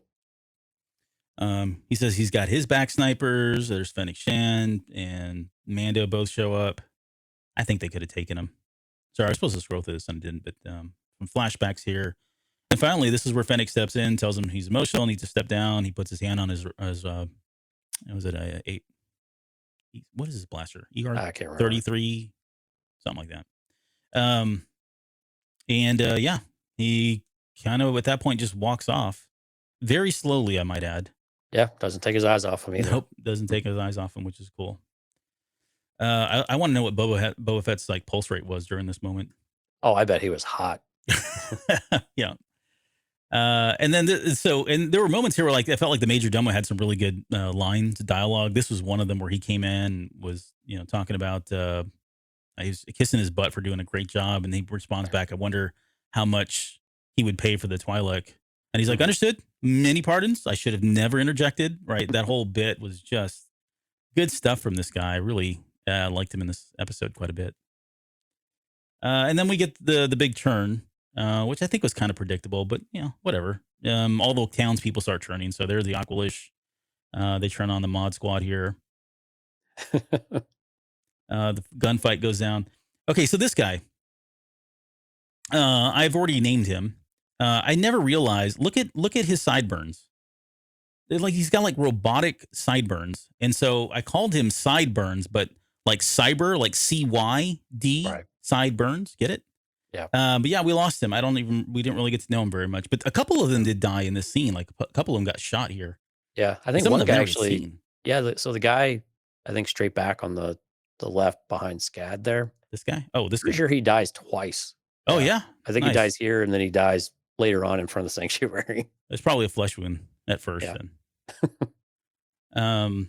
Yeah. So yeah, see his sideburns. Oh, yeah, look at that! How much I even got the explosion shot going off in him. Wow. Yeah, this really hit you deep, didn't it? What? Yeah, but what is going? I want to know more about the sideburns now. Like what they actually did. What's the practical use of cybernetic sideburns? Okay, and then we cut over to the Trandoshan area, and you've got these guys pulling out their little sickles and weapons, and he's like, "Man, I picked the wrong side, the wrong Right. side to be on." You can just see it in his face, like, "Dang, I'm getting too old for this." And then we get over here with Bebop and Rocksteady. Was this like the shuttle that took people off once they got off their galactic cruisers? Is that what this was? Yeah, I think so. Yeah, it looks like the train. Yeah. The trams or whatever those are called. Mm-hmm. The Klatooinians. Yeah, they were over here in the Klatooinian area. I die every time this happens. So the one Gamorrean guard, I almost called him an orc. The Gamorrean guard takes the thing and he goes rock, rock, rock into the little microphone there, the communicator, and I don't know why. It's just tickles me pink every time I see that. Like, what's he saying? Man. Like, and who understands him? And then we're just kind of going through it. So they start ganging up on Chrysanthemum. He takes a number of these guys out, which is unfortunate because they're all going to grow back their limbs. These guys get pushed over, and here again, Robert Rodriguez, the overhead shots. Right. He does it every time. Don't really, and I said this. I won't say backpedal, but I want to correct myself. I said this is not normally a shot that we see. We don't normally see overhead shots, but we did have. Was it in Revenge of the Sith when the 501st is coming in, storming the palace? We get that overhead shot with Anakin leading them. Yeah, in the shadows. Right? Yeah. So it is. I guess we do. I think we get something similar on Last Jedi too. Yes, with Kylo Ren. Yeah. Yep. So. But so my mistake. And then poor these guys. I don't know. You think they're dead? I'm kidding. They're dead. Well, I don't know why they didn't get brought into the back to tank with Thundercat. Because they're mush. I don't think the back to tank can like Oh, rebuild. whatever. They're There's a flesh flat. wound. They're flat. You at don't this know point. that. Hey, did you see a body? Yeah, no, I Right. did not. Even if you see a body, it doesn't mean anything anymore. It's true. It does not mean a whole lot. Let's just say that. Okay, so yeah, things are getting pretty grim at this point. Everybody's starting to turn on them. Things are starting to heat up. And this is like when the major domo comes out and starts talking about wanting to. Oh, no, they Bragging ask about him, his. sorry, he was no, this is bragging where they 'cause ask him about where are they hiding. This is the part that it kind of escaped me too, because Fennec Shan's like, hey, we got to take out their command and control. And they asked the major domo, where is that at? He said, oh, it's in Mos Eisley. She loads her weapon, and he gives them more specific information about exactly where it's at, Right. which was really funny. But when she leaves, she ends up going around to the different areas and kind of liberating the mods and all that. Right. But when I think of command and control, I'm thinking of like the command center, like where are the decisions being made, where are the shots being called, and Yeah, I where didn't they're actually managing the war room, that right kind of thing. Yeah, exactly. And then and They if were it's just having cocktails, hanging out. right, and it wasn't, and she spent the entire episode. She didn't show up there until the very end. Well, I guess she had to travel all the way to Mos Eisley, but We don't. I guess we do know that because they already had the Rancor, all that. Yeah, I'm with you. She had to go all the way to Mos Eisley, so we know she had to travel a distance, but she did go around, and presumably she helped the mods, and maybe she helped Chrysanthemum a little bit too. Maybe that's how he got uncovered or uncovered. I thought I had a picture of that. Oh yeah, it's coming up here. Yeah. But yeah, she speeds away, and yeah, they're kind of flashing back between all the different scenes, like you were talking about earlier. Mm-hmm. But yeah, Chrysanthemum took some pretty heavy blows. That guy has more stabs and axe wounds and everything else than I think anybody I've ever seen in Star Wars. Yeah. No, I like that. I mean, it says a lot for the Wookiees. They've always been like in video games and role playing games. Like you play a Wookiee, like it takes a lot to take them down. They're not tanks, right? Yeah, they basically are tanks. And this shot here that I'm showing is him using. That's when he pulled out the knuckles there once he was getting pretty much swarmed. Right. And he's literally zerged by these guys. I mean, they're just like piling on him. Cool moment there. Again, more Aqualish firing at the guys, and this is where Fennec Shan finally comes in, starts sniping all these characters after telling them she tells the mods to duck, get down. This poor sap, this one Aqualish that was up here in this window and gets shot. Yeah. He was yelling at his buddies, "Come on back!" I know.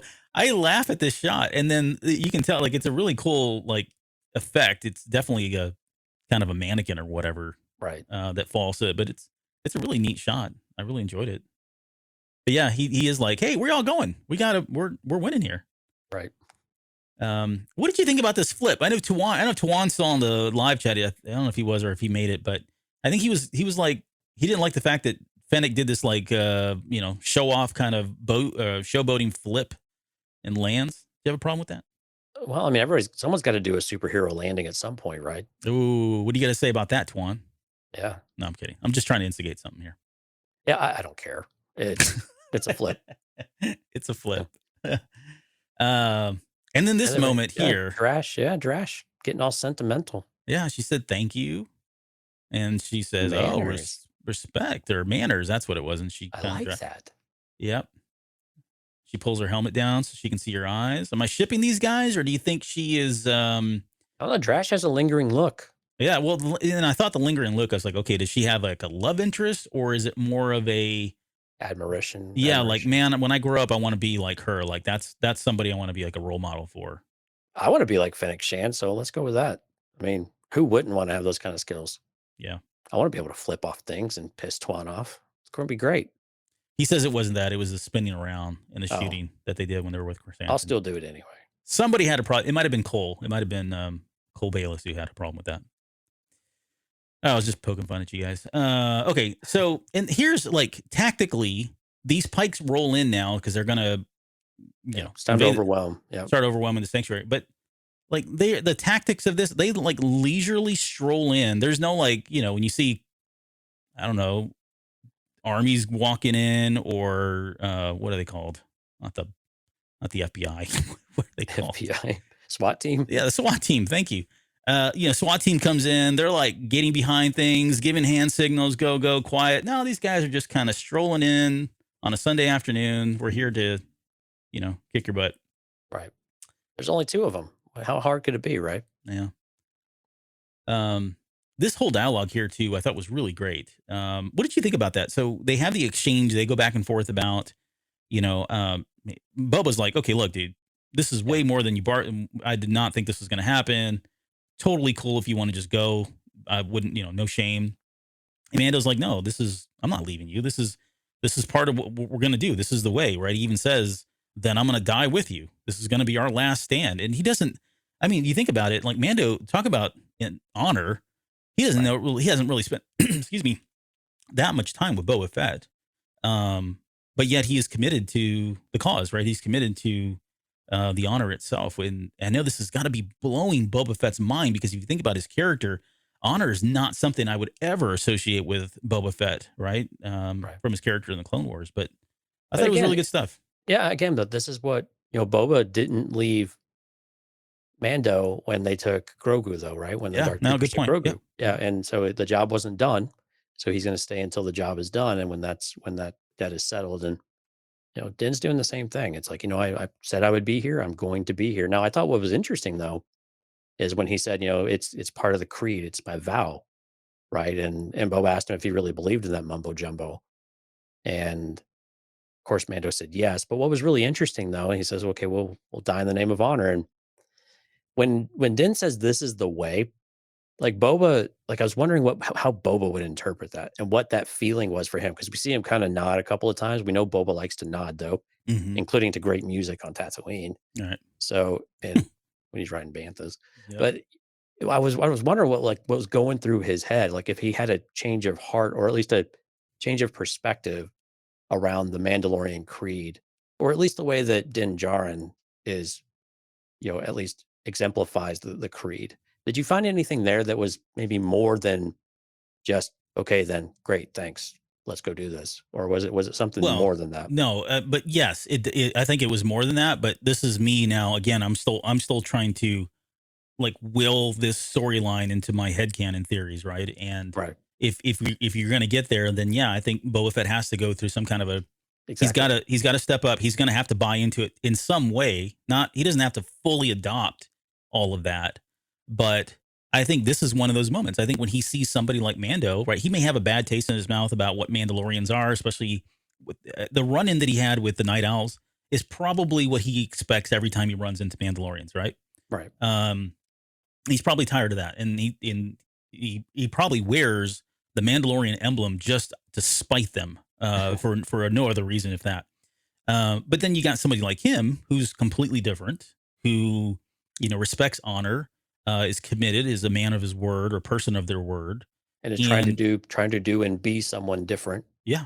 So, I mean, this is like, I'm not saying he's looking up to him, but he's like, this is definitely somebody who's cut from a different cloth. He is a Mandalorian, and maybe there is something in this creed. Maybe there is something to say about the way. Oh my gosh, when he said this is the way, dude, I can't tell you. I was like, say it. Because I would have liked him to, even if he just said, this is the way, like very non-casual, not, hey, I don't believe this, but I'm just saying it because you said it, kind of thing. You know what I mean? Could have said indeed. Yeah. It would have been acknowledgement without actually crossing that bridge. Yeah, exactly. There you go. Even if he had just said something like that. But I really wanted that. And that was one of my predictions that I'd posted on Twitter several weeks ago, that Mando would say it, Cobb Vanth would say it, and Boba Fett would say it. Didn't really turn out that way, but you got one out of 3 ain't bad in baseball. That makes you a millionaire. So. That's very true. Yeah, I wish I could bat 33%. But yeah, this is. I hope there's something that comes from this a little bit later, and we'll get into that. Actually, in the next episode. Wait, we didn't talk about that. We'll have to wait to the very end here. Okay. I love that he pulled out his gun too. He's like, "Is this the way it's gonna go? Die in the name of honor." Yep. But not necessarily bantha fodder. And then, right as they're about to go out, the major domo steps in. talks No, about, I've had hey, enough of this nonsense. You guys' strategy yeah, sucks. yeah, we're all about to die, and I don't want to be a part of this. Right. And we'll just get to the chase here. I knew Boba Fett wasn't writing anything but go after yourself is kind of what essentially is what he Right. said on that notepad. Right. But it was a good moment. I love the fact that he came out here. I mean, he was at his best here, the Major Domo, and how he was talking. But yeah, he's out there to negotiate their surrender. He said the worst is we'll have to go away with some groveling. That means dramatic groveling. He said ceremonial groveling or whatever it was. Just really good stuff from him. And then I love the fact, like, you can just see it all over his face as he's like sweating bullets, trying to, like, please, I don't want to read this. Is there anything else we can do? And Boba rushed him out too. Basically he shoved him out the door before he could read it. Yeah. But essentially says that you're not getting anything. You're going to leave this planet, and if not, you're going to die. And did you write the quote down about? No, but the flowers and all that. I was going to, and I just didn't get around to doing it, but it was actually pretty good. I liked it. Right. Yeah. You'll basically, be fodder for the arid sands of Tatooine. Right. And the flowers would grow from your bodies.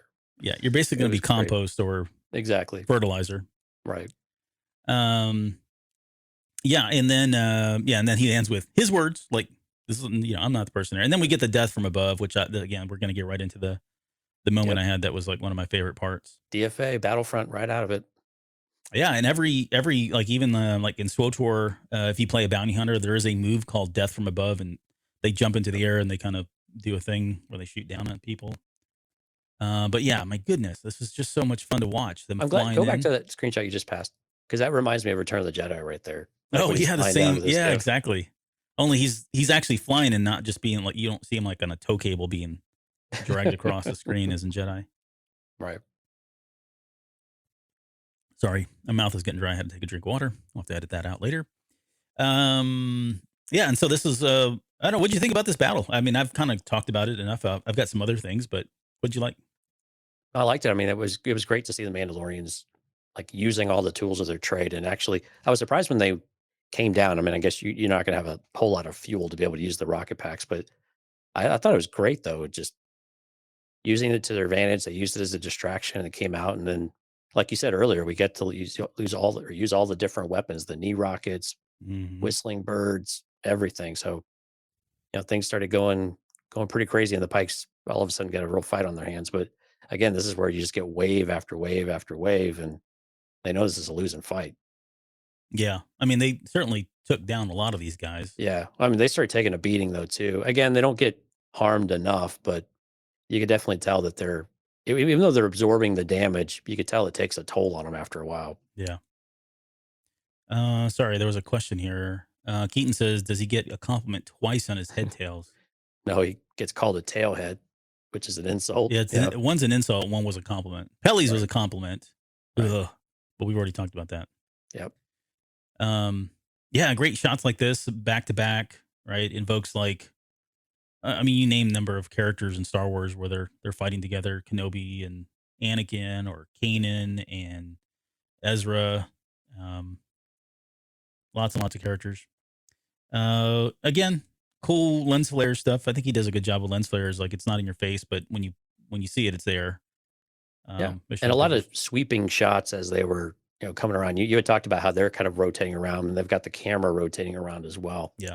Which again, those are the directorial type of things that really help a scene seem more dynamic than maybe it really is if you were to sit there and just watch it, from afar. Yeah, yeah, and it personalizes the show for the director too, right? That's kind of their stamp. Excellent, yeah, absolutely. But yeah, there's the rocket, the knee rockets, very cool. Got to see that. Just more stuff of them firing. I took a lot of pictures here because I love all this stuff. Yeah, this is the shot you were talking about. Oh yeah, like he's got his jazz hands. Look at that. Yeah, he's like doing a Patrick Mahomes, like shooting one way without even looking, got a rocket going the other way. It's great. That's a cool picture. He was probably in dance when he was younger. He probably was. We don't know those lost years of Boba Fett. We don't know what happened. Right. I don't know why some of these shots didn't come out. There's whistling birds. There you go. Whistling birds. Cool that he got to use that. I'm surprised their morale stayed as high as they did. They were getting their butts handed to them. Maybe they just knew that there was more of them, and eventually they would, time would wear turn. them down. Yeah. Here's the shot we talked about earlier where they both turn around and shoot this poor sap all the way down. And that camera's coming in on them as they're shooting, which is cool. Right. So yeah, visually cool stuff. And then they start getting hit in their Mandalorian armor. There's again, to my knowledge, they didn't get shot in anywhere else. So Yep, none of the soft spots. Yep, none of the soft spots. Pretty amazing. And just as things they're starting to look bleak. Although I never felt like they were in danger. Right? They were starting to get overwhelmed, I think, by that point. Yeah, but I just meant like this isn't where Mando was going to die. This isn't where Boba Fett was going to die. Somebody was going to bail them out, right? Yeah. And sure enough, it's the A-team rolls in on their van. Bum, bum, bum. So yeah, as B.A. Baracus. Yeah, or what's his name? Was it Taki? Tonti. Tonti, that's what it was. Taanti, I think. Tonti shows up on the gun turret in an armored vehicle, no less. You had asked the question, where the heck they get this from? Yeah. And you know what? It's very similar to the speeder that's in Luke's shed in A New Hope, like when he's trying to look for 3PO. Oh, really? Okay. Yeah. Look at that. I have to go look at that. I mean, didn't have the turret on there, but the speeder itself, yeah. Here's the garrison. 2, 4, 6, all 8, 9 of them. 10 people have showed up. Yeah. I mean, it's better than none, and they certainly made an effort to. I mean, they came in just when it was time. Yeah, the Weequay brought his Civil War era rifle with him, so clearly going to go really well. That rifle is like made of wood. Yeah, and then the mod squad showed up very slowly, I might add. That's again what I have there. Look at her elbow. I don't know what's going on here. She's double jointed, yeah. Is she? Yeah. That's cool. Maybe she needs to get that one bionically changed. I know. Too, just to exactly. make it a little straighter. Don't shame people because they're double jointed, Albert. Gosh. Sorry. It looked weird. Like I saw it when I took that shot. I was like, ew, gross. What's happened with her arm? It's like completely bent in the wrong direction. It does look a little weird. Well, look, it looks weird. You want me to zoom in? I can zoom in if you'd like. No, it's fine. All right. So yeah, these guys show up. So everybody's kind of pulling back, and this is where Chrysanthemum finally walks in. So they're all kind of coming together, retreating back to the main base. Battle's kind of starting to turn, and they're getting lost here, or they're starting to lose, I should say. I love this moment here where Chrysanthemum took that rifle. He like hits that guy, knocks him into the air, and in that same shot, like shoots him. Yeah, and then he goes flying backwards. That was a really cool shot. I love that. It took forever to get this camera. He shoots him in the crotch too. I mean, my goodness. Oh, jeez. No Pike babies there. You're done, dude. And then he like chucks this one at the other one. Okay, here comes your shot. I think I try to get it. Is this what you're talking about? His foot there? Yeah. Yeah. See how his foot, I mean, it's probably his knee down, but his foot's all like, it looks like it's dislocated because it's just dragging on the ground. Do you think it's the costume?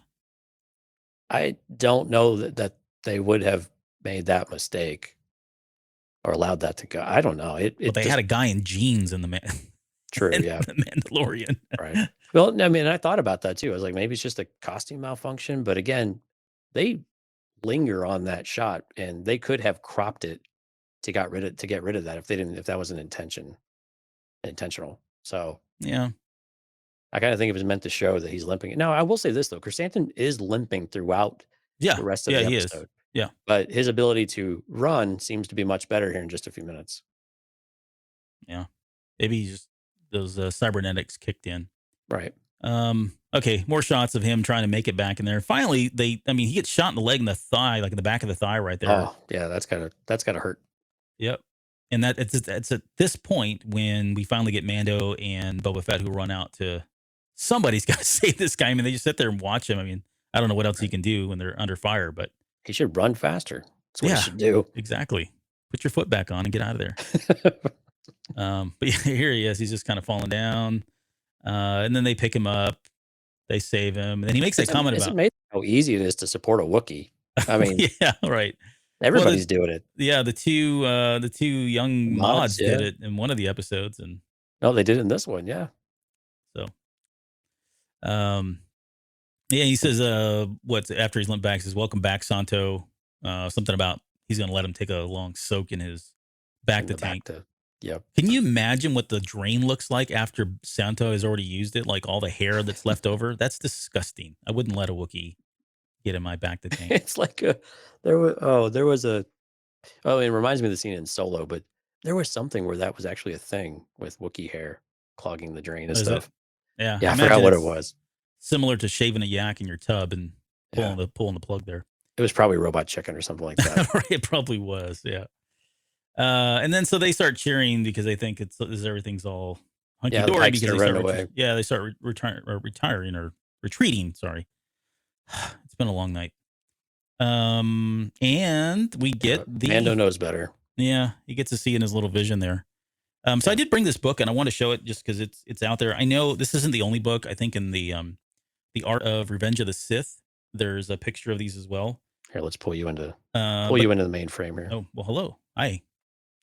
So here's the Colicoid Annihilator droids from. So this is the new Essential Guide to Droids book. You can find this in your used bookstore for all of about $5. Honestly, there's a ton of them that were made, but yeah, you can see it there. I don't know if I can. Oh, there we go. Yeah. So yeah, this was originally concept art for the droid Decause that eventually became the droid Decause from episode 1. And it's interesting because as I'm reading this, they kind of took it right out of the book. We're not going to get into all the details, but when you look at the description and the weapons and how powerful they are and all that, yeah, they pretty much just lifted it right out of that book and said, okay, that's what these things are, and we got to see them in full force, so it's pretty cool. Right. I did enjoy these. What did you think about the design and the way they were built? I love the design. I thought they were great. And I'm with you. I like that we got it straight out of the concept art and with very little tweaking to it at all. And when they had the shields, I was like, I don't know how they're going to get into this thing. I was kind of hoping. I was with you. I think you had made a comment during like after we had watched on the watch party. You were kind of hoping for the pings to be a little bit more like they were in episode 1, and they were there a little bit. Oh yeah, for the shields. Yeah, for the shields, like when Blast would hit it, and they were there a little bit, but it was very, very, very, very subtle, and to where you couldn't hear much of it at all. But I was hoping you'd get some of that same thing. But yeah, the shields. No. Yeah, these were. I guess when we were watching the episode the first time, they looked more purplish tone to me, and now I realize that every time they got shot, they had kind of a purple tone that they took briefly, and then they'd go back to their blue. And I think that's what threw me off because the shields that were used by the Gungans in episode 1, that definitely had a purple tone to it. Whenever they got hit, you would hear that pinging tone, which I really love. It's a really soothing sound, kind of weirdly for me. It's ASMR for you. Yeah. Okay, I'm really getting into some weird stuff now. But nonetheless, no weirder than usual, though. No weirder than usual, right? This is pretty mellow. But yeah, so when the shields went up, I thought, okay, that would be cool if they somehow adopted that technology. And now they've incorporated the Gungan technology because it's superior or something. But now it wasn't that way at all. But they were super overpowered, which is cool. Yeah. Like, I'm not complaining about it. I love the fact that they weren't just the droid Decause where you just roll a grenade underneath them. Why didn't anybody have a grenade? That worked, right? Then they just roll a grenade and blow them up. That was in Clone Wars. You had to get the speed right. Oh, that's right. And there was an episode where they talked about they went in that whole thing. Yeah, when Rex is training Saw Gerrera's troops, right? Yep. Like when we get introduced to Saw and his sister. And again, I think Din makes a reference to that too, like energy weapons, and then the other ones they're too much velocity here, but this energy gets so there's not the right amount of thing. They'd have to roll a detonator at the right speed in order to get in there without it being deteriorated and worn out like it was later or degraded. Yeah, he says energy weapons can't get through and kinetic have too much velocity, is what he says. There you go. So yeah, it's all on the wrist and how they roll those droids in there. That's a good episode, by the way. I love that one we're talking about. Okay. So more shots here that I'm cycling through now of the Scorpionic. Did I say that right? Yeah, Scorpionic droids. And they are called Scorpionic droids in there, by the way. Yes. So they are. In the book, even though I called them the whatever. Oh, the Colicoid. Yeah, the Colicoids. They are called Scorpionics as well. So is a scorpion a Colicoid? I don't know. I think so. Yeah, I think you're right. Scientific name of some sort? I don't know. So. Genus. Look at us. We're Star Wars podcasters thinking that we know anything about biology. This is have we ever seen this before? like through his little view, like viewfinder. I can't remember if we have. I don't think so. Yeah, we did a little bit when he fired the rocket at the ship. And okay. yeah, I couldn't remember if we had seen it or not.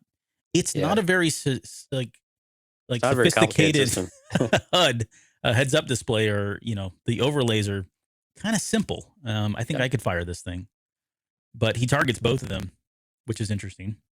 Yeah. It targets one, and then it gets a little green square. He moves over to the second one, it targets that one, and then he fires the missiles, which didn't do a whole lot. Which was really, again, I thought it was great.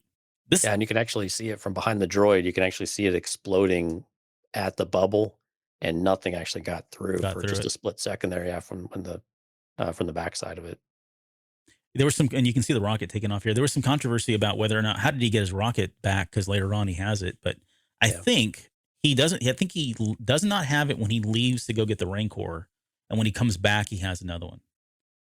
So I think he just said, "Oh, before I get out of here, let me make sure I got my wallet, my keys. Oh, and I need another rocket." So here's the we get the explosion. They're still coming, and here's where they finally blow up the tank. Everybody runs for cover. I was really hoping he'd smash these stupid motor scooter bikes, and no, they didn't really transpire. But yeah, visually, this is some really good stuff, visual effects wise. Yeah, I was really happy when he brought the Darksaber. I was like, oh, okay, here we go. It's gonna. This is where it's gonna be useful. Yeah, but no, it's pretty much useless. Bang. Yep. And again, he's still struggling to use it, right? You can see the weight. Yep, it definitely showed up in this episode a few times, which was good. Very consistent about that. Yep. Now here, so now we're on the scene. We're at the scene where Boba Fett's like, "Hey, we need reinforcements," and Mando's like, "Dude, you have no more friends," which I thought was you're all hilarious. Out of friends. You're all out of friends, buddy. Sorry, hate to break it to you. No one else is coming. But why wouldn't? And again, there's so many holes that we could poke in this, to be honest. But this is one of the ones where I felt like, okay, he's going to get. Now, I wanted him to get the Rancor. Don't get me wrong, and I knew that was going to happen because they had already said it was going to happen, and we all knew it was coming. But why didn't he just get like Slave One, come back and like shoot these things and blow them bits? You know what I mean? Like drop a seismic charge and just end the entire town. But and they can just rebuild. That would have made a lot of sense, wouldn't it? Yeah. No. See, it's some pretty high power on that thing. I think it would have ripped right through them. Yeah, I think so too. Honestly, he's a skilled enough pilot. I mean, if he can fly the thing inverted, right into a Sarlacc pit, pretty sure he can miss a few buildings. Because I mean, the city basically gets destroyed anyway. Yeah, actually through an asteroid field. Yeah, true. So. And Stephanie said this, and actually, we had this in the watch party too. A few of us had actually forgotten about the Rancor altogether. And so when he came back, it was almost a little bit of a surprise because it was just, for whatever reason, just totally didn't even pop into our heads. I was glad I wasn't the only one, so I didn't have to admit being just an idiot. So, oh, Steph, you're not an idiot. I didn't call her one. I said I was. You said you weren't the only one. Well, yeah, okay. Well, all right, whatever. I'm sorry. Again, I'm instigating. Gonna get me in trouble. Yeah, I know. You guys are gonna have to make up later. It's fine. I did you a solid. So he takes off and is gonna go get his Rancor. And then this was like the most unflattering moment for Din when he gets shot. He's got his hands. Oh, he gets tossed around like a rag doll at this point. Yeah. Thanks, Boba. Yeah, thanks. I'll be back. Trust me, it's gonna be fine. And then I think we did is this where we get? Oh no, so this is where Black Chrysanthemum. So the droids end up getting split. We've got kind of multiple fronts going on. You've got one that was chasing Mando. I think he was trying to do that intentionally, right? Split them up, I think, and lead them out of the area there. And then you've got the other one who's very slowly chasing all the people that seem to run about 3 or 4 times his speed. But again, we're not poking holes in that. But Black Chrysanthemum decides he's going to pull over and try to take some shots. It does look like he gets through, though. Did you notice that? Like the tone, like the color. So later on, it does turn a little bit red. Yeah, it turns red. Yeah, exactly. And here, when he's done taking his shots, which by the way, look at this guy over here. Like, what's he doing? Did you see him? Yeah, he's just watching the show. Yeah, like, dude. He's like, Santo. Your guy is right there. Help him out. He's shooting this thing. But yeah, he does get through to it. Like you see it in the shot here on the right-hand side. It's got that red tone. It looked like he was almost able to push through it as well with his. He was getting really close. Yeah, he was making progress there, and then the droid clearly doesn't have any issue with expanding outside its bubble and knocked him back into the wall. He gave him the old Rick James backhand, knocked him into the wall there. And this is here where the 90-pound woman with a bionic arm and a wonky elbow and a guy in an overcoat. Yeah. Decides to help a gigantic Wookiee out. Yeah. Here's the spin I was talking about. And I don't know if Tuan was on, but look, there's the bolt. See that bolt coming in on the left-hand side? Yeah. So, and it's really kind of hard to see. I get it. The where's it going? Weird. Over like towards Chrysanthemum? It would have hit. So if he had just stood where he was, it would have hit him like in the shoulder. Okay. Oh, it's hitting the wall. Yeah, it's hitting the wall in this shot. Yeah. Just if you go back and watch it, I think it makes more sense that. But again, he could have just ducked. But stylistically, it's just cooler if you spin, right? That's a good trick, as Alex pointed out. Right. And again, the mods do things a little bit differently too. I thought that was just them being themselves. Flamboyant. A little, well, showboating. Doing it with style. With style. Maybe. Okay. Yeah, there you go. All right. And then poor Mando's, they're still getting the crap blown out of him. They're kind of just chasing him along here. Yeah. And enter Pelimato and the rickshaw droid. Yeah. She brought her whole team with them. Although I didn't see the little BD droid. Yeah. BD. Yeah, BD wasn't there. Oh, okay. I couldn't remember if I saw him or not. There's just moments in here. I mean, we're just kind of scrolling through some of the pictures and some of her. I think she did pretty well in this episode as well. Like I'm fully on board. I said that last episode, and I'm here to say it's the same thing. I actually enjoy her character now because it is kind of over the top, and she's very consistent about it, which is all fine for me. Right. He jumps on the back of that rickshaw. They pull away, and this is where we cut back over to this whole thing. I didn't really understand this part very much. This is the most durable wall in all of Star Wars. I mean, you cannot get through this wall. Through it all. Yeah. I mean, that thing is just. I mean, not only are the Pykes shooting it, but the droid is like unloading on this wall, and it will not go down. So yeah, good for them for picking that wall out. But the plan is they're going to go up on top and use their sniper or snipe down and try to, I don't know, whatever. And then she hands them the rifle, and which is all fine. I mean, they had their little character moment, and I think that's what they were going for there, which is it's all good. But then of course we get the big reveal that Baby Yoda's back, and I love the fact that he used the Force. He used the Force to like propel himself out, into Mando's arms. Yeah, it was sweet. It was very sweet. I almost cried. I mean, look how happy he is. I know, and he touched his helmet and stuff, and it was very sweet. Look at that look. You got the shirt. That is one cute. Yeah, you got the shirt. Man, I'm not even looking at my notes anymore. I got all sappy here when Grogu showed up. Right. He's like, well, Daddy's got to go back to work. Yeah, exactly. But he's like, I missed you too, buddy. What was it? He said, it's okay. Yeah, I missed you too, buddy. And then he says, what is he doing? Or he asked her, what is he doing? Right. This is where she gives the line about the Force works in mysterious ways. Yeah. And then there's a Scorpion. She's the one that actually drops the name Scorpionic. Yeah. And I'm glad she just brings a weapon with her just wherever she goes. And it's a Jawa weapon. I'm sure she got that from her little, sex buddy. Oh, hey. They didn't say any of that stuff. Well, she just said he was furry. We don't know what that means. Okay, come on. We know what that means. Got furry feet. No. This is a family friendly-ish show. Yeah. Oh, because I want to ask you about this because they didn't really. Yeah, I don't think he's using the Force here to destroy the droid. I think the droid is overheating from just going too fast. Okay, yeah. I watched it again, and his hand goes up. It does, but it's kind of waving a little bit. I think he's using the Force like a. That's not how the Force works. And set and spike. Good job, Jonesy. Okay, now I thought in my first viewing, so for kind of where what we're talking about here, I asked the question about. I thought he used the Force to like pull a piece off the droid because he wanted something to play with or whatever. Because his hand goes up and they cut immediately over to this droid who's starting to smoke. I thought, well, maybe Grogu did something unintentionally that, made them flip, which is in this scene here. But no, I get it. It probably did overheat because she tells him step on it, and she throws a hammer at him at one point. Right. Comedy gold right there. Yeah. I like how Mando has to use the jetpack to go and save Grogu here, though. Yeah, he does. He gives it a little burst just to catch up with the kid. The sad thing is, if you listen to this scene, you can hear Baby Yoda like screaming, like if you've ever thrown a baby. No, I'm just kidding. Yeah. Don't throw a baby. That's not a good thing. Oh. But yeah, there is a baby that's like screaming. He has that same voice. Yep. They use the same voice in there, which I thought was funny.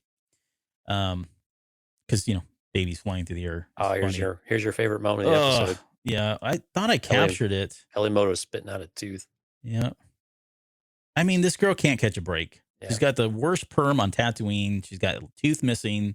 She's like lowered herself to making out with Jawas. I mean, this girl needs help. And unfortunately, it's going to be Major Domo, I guess. I don't know. Here's the, we get back to this thing. The droids all kind of turn around. We get that noise. I didn't get the shot, but I did like the little, the back of the Rancor. Just, you could see it kind of cresting over the top of the building there at one shot. Right. Yep. It reminded me of like the tail on Dagobah, or the one that we see in, is it Last Jedi or Force Awakens? Yes. Over on Octo. Yeah. Yeah, we see it just kind of come out. Anyways, it reminded me of that. Just kind of. Yeah, it's very much reminiscent of, of course, this is a huge like King Kong. Yeah, for sure. Yeah. Fanboy show, for the most part for here, but also reminded me of Godzilla. And some of this actually reminded me of like Godzilla, King Kong versus Godzilla, with the way that they were fighting and whatnot. So it was very monster movie-ish back of all the movies that they grew up watching. Yep. Sorry, I've not been paying attention to the chat here. This is getting wild. Okay. Yeah, it was. We're back on track though. Tawan says it was the Force. So there, we've got confirmation that he was using the Force to destroy the rickshaw droid. Yep. Tawan has made it so. Yep.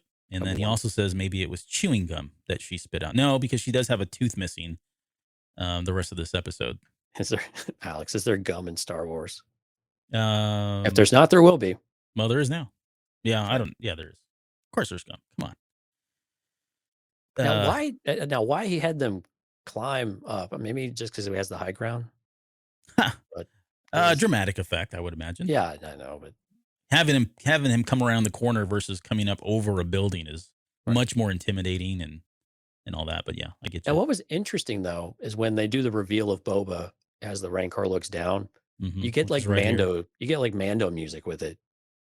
Oh, really? I didn't catch that. Yeah, it's very much like the Western vibe from The Mandalorian, less so than a Boba Fett type of music.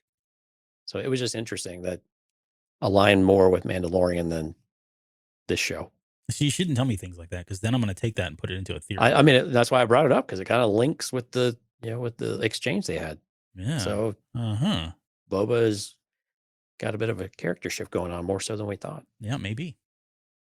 I don't know who came up with the mount for this thing, but it's not very secure. No. But it does have stirrups, so it has stirrups, and you're basically riding bareback. And if you've ever rode a Rancor bareback, it's not fun. It's pretty spiky. So let's get to the real question, and everybody wants to know: where's Danny Trejo? That's a machete. I don't know where he's at. Yeah, you would have thought he would have like come and helped, or maybe not. He had to take a nap. He had to go into the store, get some more food. Yeah, and that's what he was out. He was doing he was out making a run for food. And we also never got a name. We still don't have a name. No name. So yeah, here we go. Rancors are pretty mobile. I'll say that. Much more mobile than I think we gave him credit for after Return of the Jedi. I mean, we saw that with Moochie though, right? I mean, Moochie was kind of a younger character, younger Rancor. Right. But yeah, it was, she was all over the place. She was jumping everywhere, destroying everything. I mean, she did enough damage just as a very young Rancor. This guy was just tearing stuff up. Right. Did you get the sense too that like as long as Mando was with the Rancor, it was like not out for like destruction, and then once they separated, that's when he went kind of crazy or went off track? Or was it a combination of that and the fact that those idiot mods were shooting this thing? I'm like, yeah. I mean, you're just taking it off. So that's not going to work really well. But Yeah, I think he was still probably okay without Boba, but as soon as they started attacking, I was like, oh man, they're going to scare the living crap out of this thing, and he's going to start acting up, and they're going to get all sorts of things they don't want. I think it was somebody in the chat had mentioned that when Mando tried to mount the Rancor, it bucked him off immediately. Like, so that bond definitely means something, which I think is a good theory. I like that. It was, well, we'll talk about it when we get there. Yep. Yeah. Okay. But this is where you could really start to see where the Rancor is pushing down on the shield. You could really start to see the red part of the shield wearing down and starting to degrade. And you can start to see, I think you can even see a claw coming through it as well. Yeah, I've got another image here. You'll see it right here. I don't think I got the claw all the way, but yeah, but right in one of those, and then it's weak enough where Din can get in there through the back. Mm-hmm. Yeah, visually, this was all really cool stuff. It was cool, yeah. Just to watch. And I'm with you. This is where the CGI for the Rancor was actually pretty solid all the way through. There were only a couple of moments where it was a little, like you could tell something was a little bit different, but yeah, really practically no complaints about the Rancor scene. It was really, really well done. The Rancor went full King Kong, and Boba Fett is the blonde girl that calms him down. No, Josh, baby Yoda is the blonde girl that calms him down. Yep. Faye Dunaway. Is it Faye Dunaway who did the original? I think so, yeah. Character? Maybe not. Here's it takes a shot, and I thought, so when this happened, I thought, well, maybe Grogu's going to heal the Rancor, because it's a pretty brutal shot there. And it didn't seem to phase it afterwards, but yeah, he does have a chest plate on. Oh, does he? Like an armor? Yeah, it does have an armor that's cool. plate. Yeah, I didn't realize that. But you could see it's right there along the edge, though. So he did take a pretty good shot. He actually takes several shots throughout this sequence. Yeah.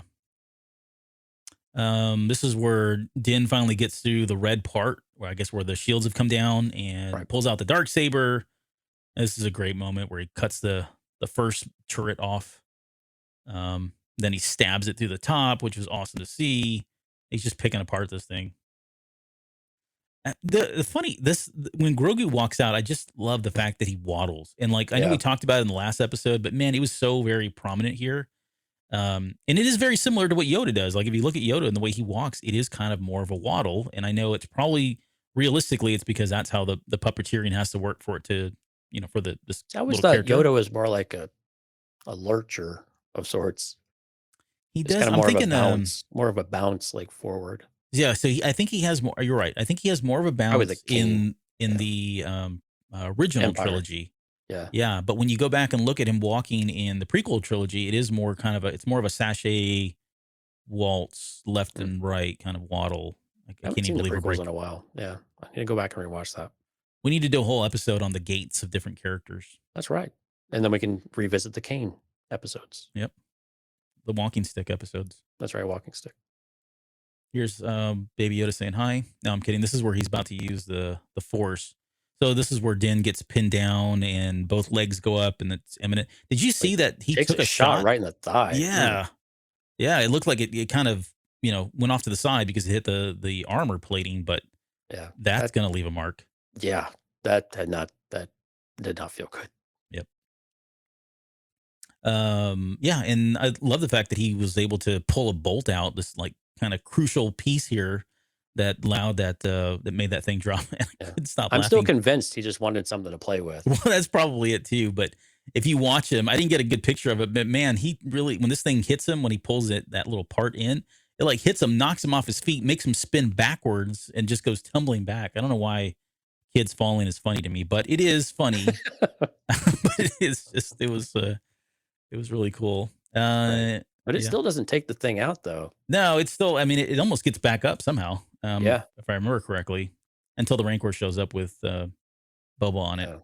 And then, of course, we get the... Yeah. Are you not entertained? Yeah. The gladiator moments. Do it. Yeah, I know there's been a lot of people talking. I did love this, though. Like, even the special effects were really cool, too, and how he just rips that thing apart. Yeah, a lot of people, of course, made the correlation with the fatality in Mortal Kombat. Oh, really? Yeah, I can see that. Which was perfect. Like, he had a finishing move. Yeah. So again, these are like the cool moments, right? And I don't want to. I'm not going back to the critique of the episode, but there's so many great moments like this. But stringing them all together and how they were strung together was just kind of weird and odd. It didn't always work in this episode, but yeah, it was a little herky jerky, for lack of a better term, where it was just kind of start and stop a little bit. yeah. And then we finally get the payoff. So they head up there to the very top. They start sniping. One shoots the droid, the other shoots the Pykes. I don't know. Yeah, and, Dante, pointed this out in the watch party chat too. The strategy here of both the ladies up there in the same spot, of one trying to draw the attention of the droid, and the other one picking everyone off. This is generally not how to do it. Right, you got to be Right. on like opposite sides. Yeah, you want to break people's attention in two different directions. Yeah, it's like Han and Chewie on Hoth with the right. probe Yeah, droid. right, exactly. But oh well. And then we get the Rancor's back. It's crashing through that wall there, and then it shoves that one droid, the one that's left, into that building, and that building kind of crumbles down on it. Which Right. We didn't think it was going to do anything, but it did knock the shields down. And then again, I don't know. I'm just showing pictures here because I really just enjoy this whole sequence of this thing fall. I mean, it's like tossing it around. It flips it over at one point. Is this the one that scratches him? Yeah, it gets some times? cuts in on the Rancor. Yep. Yeah. Yeah, the Rancor's just like stalking it. I liked it. Mm-hmm. And and then finally it. Oh yeah, I was like, cool. He's gonna poke that eye. Like I've always wanted to do that. It's like the bubble in the middle of the Trouble game. Pop-O-Matic Trouble. Pop-O-Matic Trouble. Yeah, Pop-O-Matic Bubble. Yeah, he puts his little claw through there, then rips off the arm, stabs it down into that. Look at these guys are all happy. Then stabs the droid with its own arm there to end its poor little life. Good stuff, man. I really enjoyed all that. Yeah. Here's my cringe moment where here we go. Yeah, Major Domo is revealed, and they say hi. Nice head tails. Nice, but head then tails. but of course Peli always thinks everybody's hitting on her. That's like, true. Maybe it was glad to meet your acquaintance. We don't have time for that right now. Yeah, get behind me, pretty face. Ugh. Right. Wait, was that suggestive? Maybe. I did like this moment too. Like again, this is just. I mean, there's no. This is like, what do you call it? Kids playing with toys, right? It's just unapologetically. The Rancor grabs this Pike, holds it up for Boba Fett to have a clear shot so that he can just shoot point blank at this poor sap right here. You can kind of see it there. And then he chucks him, and we get the Wilhelm scream, which I hadn't heard in Star Wars in a very long time. Like they hadn't.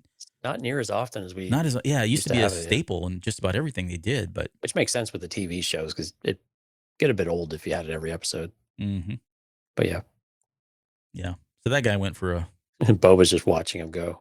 Yep.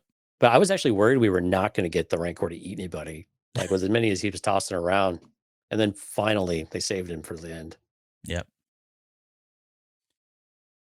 Here. I like how he looks. He looks at the side, and the guy's legs are still like hanging out.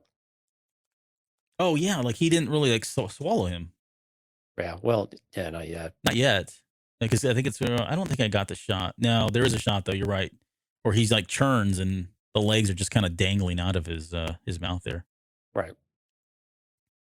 And then enter Cad Bane, and I know a lot of people had a problem with this because Cad Bane just walks up and starts hosing him down with fire, and out of all the other things that have already happened to him.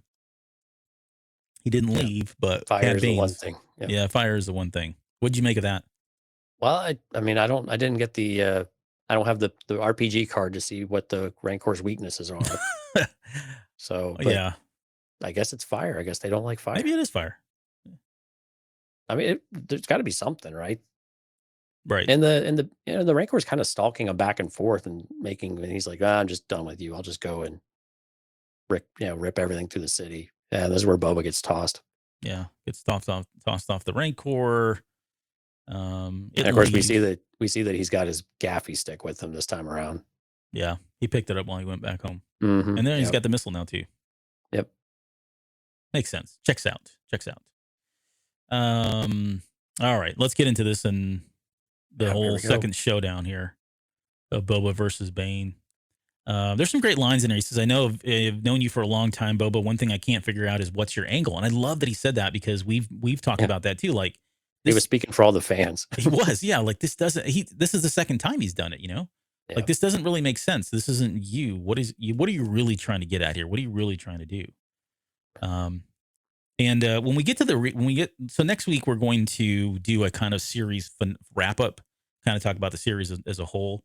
And I think one of the critiques I'm going to have is I don't know that I don't know that I was fully on board with understanding why Boba had such a bond with the folks of Mos Eisley or Mos Espa. I get he was with the tribe, and that's probably it. But I just didn't feel like it made that case strong enough, right? That he was so like, I'm all in on these people, live or die kind of thing. Right. But nonetheless, this is what he says. He says, "This is my city, my people, and I'm not going to abandon him." And that's when Cad Bane takes that cheap shot of like the Tusken. He says, like the Tuskens, which I thought was like, whoa, that's pretty deep. And then the next line is, "Don't toy with me. I'm no longer that little boy, and you were an old man." And so that's a cool callback because they, one thing they've not really explored is the relationship that these two had, right? Right. Bane wanted to train Boba Fett for like horrible reasons, if I remember correctly. Like he wanted to train him just so that he could get into a fight and prove that he was still the fastest, shot in the West, if you will. But they did have a relationship at one point, and we've talked probably ad nauseum already about the last showdown that was never shown. It was filmed for Clone Wars. There was a rough scene of it that's out there on YouTube, Right. and that's where Boba gets the dent in his helmet, and Cad Bane gets that metal plate that we saw in the Bad Batch when he took his hat off that time. So we never got the context of that, but again, this is all kind of playing out. We're getting some of that history there. Yeah, he says, "I'm still faster than you," and he says, "Yeah, that may be true, but I have the armor. Let's find out." And then we get into the actual showdown. Yeah, and Cad's still faster. Yeah, no, I'm just kind of scrolling through the pictures here. Yeah. But yeah, there's Boba, and he does get a shot off. He does, yeah, and it's I didn't actually see where it went. I didn't see where it went though. Yeah, I don't know that they show it because Yeah, here's the other shot, which is Cad Bane getting his pistol up and shooting, but Right. I don't remember ever seeing it come through the frame. Right. So, but yeah, he takes a shot in the arm. So it's cool because he doesn't hit him in the armor. He actually shoots him in the one place where he doesn't have armor, which is what we've been talking about with Mando, Right. especially, is like, why don't they just aim for the non-armor spots? Shoot for the squishy spots. Yep. And this is where he just starts to use it to rub it in. Yeah. He says, "You gave it a shot. You tried to go straight, but you've got your father's blood pumping through your veins. You're a killer. This isn't the first time I beat you out on a job." I mean, all that stuff is just digging at him personally, Right. for a lot of different reasons. He tries the flame against Cad Bane, and Cad Bane stops that, shoots him again. So now the second shot he's had, and he's kind of laying on his back here. This is where he rips his helmet off, which I thought was pretty intense, and says there's no shame in it, which meaning, hey, just give in. You're going to die. There's no shame in dying, right? Right. And then he says, this is and so I know I'm reading all this, but I just really like the dialogue here. He says, "Consider this my final lesson. Look out for yourself," which is very like echoes like Solo and what's his name? What was his mentor's name? Beckett. Yeah, like Beckett kind of had that same message, right? You can't really trust anybody, kind of thing. Right. But he says, "Look out for yourself. Anything else is weakness." And at that point, this is where now here's something I haven't had a chance to go do, but this is the moment where Boba Fett is he kind of closes his eyes, like, fate's coming, and then very quickly pulls out his gaffy stick from underneath him, trips him, beats him down, and stabs him, right? But I want to go back and watch the episode where he's training with the Tuskens, because I want to say, isn't there a moment there where he has her on the ground, like he knocked her down, and like she did some kind of a move and like completely like knocked him over, flipped him up, and then she was above him, and that's when she reached out and took his hand. So. Do you remember Yeah, that? I believe that's right. Yeah. I'm trying to remember now if that was that move and this was a callback to that same move. Like he did the same move that she did to him, and that was part of the training. I just haven't had a chance to go back and look. Yeah, there was a scene where he bested her, and then he got, I don't know if he got cocky, but then she just she just turned it right back around on him, which is pretty. I mean, it's a bit of a trope, right? Yeah. You beat the master, and then the master shows you something you didn't see before. Yep. But yeah, he rolled over. I mean, I had to. I'm glad you got a good screenshot there because I had to go and really play it. It was a tough one to get. But he rolled over and took it like in the shoulder, or maybe just right in the side of the best breastplate. Mm-hmm. Is where he took the blast from Bane there to whip the gaffy stick out. Yep. That's where he punches him or like hits him with the blunt end of it. Oh, and then we get all crazy eyes over here. That's right. So the question came up. So is he a killer? This confused me. Is Boba Fett a killer? Yes, he is a killer. Yep. I think people make him out to be more of a cold-blooded killer than he really is, to be honest. He was all about the job. He was always the one that would get their man. He was always known for getting their man or getting the bounty. So yeah, he is a killer for sure. Yeah. I mean, and him killing Bane makes sense because he's going to keep coming. Yeah. I mean, if he lets him up, he's going to just come right back at him. So it's like you said, it's time to finish it. Yeah, and this is the old Boba Fett now, right? Right. That's come back. So this is no longer the person that is, trying to rule with respect. That's all out the door. I mean, this is on such a personal level. Yeah. It's so different than anything else. It's really none of this other stuff is really kind of playing into. There's just so much history between these two. I like how Bane's hat is still on his head, though. Well, not when he dies. Not until he dies does it actually come off. Yeah. But yeah, look, there he is. Well, Bane tried to pull out the left gun on him. The flame. And Boba was like, all right, that's enough. Yep, you're done. Haka. Yep. The Haka slash. The Haka stab. Yeah, gets him right there in the chest. Pierce. Now, do you think he's dead? Yes. I think so too, but I see a lot of people still like, no, there's, he's going to get pulled away. They're going to, I don't know. Fennec Shan lived. Why would he? I think he's dead, man. I can't see him. If I were Boba, I'd probably go and make sure the body was burned and everything else. True. I don't think Boba just left him here. Right. There was probably more to it. Probably put him on the wall in the palace. Yep. There's a lot of symbolism here too, and we probably don't have the time to get into it. But the fact that he's killed now, he's killed Cad Bane with something that he made with his family, which, is what Boba Fett was kind of shaming him for, right? All that. I mean, there's a lot of that in this episode. It's pretty deep if you think about it. Right. But I did enjoy the fact that it was with the gaffy stick. And here's those shots I was telling you about that Rodriguez does. He gets this one here, then he cuts over to this one, and then he cuts over to that one. Right. So same 3 shots, all right in order. And that's not normally something we would see in Star Wars, but it is a little different. And the final shot here of Cad Bane riding off into the sunset, if you will. No blood. So I can't say he's dead. Well, I mean, you could see the puncture. No, I'm kidding. Yeah. He's definitely got a puncture wound in there. Yeah. He's basically a Capri Sun. Right. But wait, there's more. Right when you think the episode's done, we forgot about the Rancor. Yep. The King Kong that's running around. Yeah. Tossing land speeders, and these guys are bozos for shit. I mean, Chrysanthemum's in on it too. Come on, dude. Yeah. You know better than that. Yeah. So they're all taking shots. Yeah, Mando's the only smart one. He's like, dude, stop. Yeah, I thought I had that. No, I didn't. But he does come in there and is telling him to stop. And then he climbs the tower, which is basically King Kong climbing the Empire State Building, which is fine. I love it. I like it. Well, and the concept art has him holding, a woman as well. Oh, does it? I hadn't seen that. Yeah. Of course, they didn't do that part, but yeah, it was very much definitely a full intention to be a spoof off of King Kong. Yep. But this is sweet. He gave him the top of the little knob. The ball. Yeah, the knob here. Yep. As kind of a parting gift, just in case he doesn't make it back. Mando flies up there. This is where he jumps onto the Rancor, and we talked about this. It kind of bucks him off, and then does a pretty brutal slam.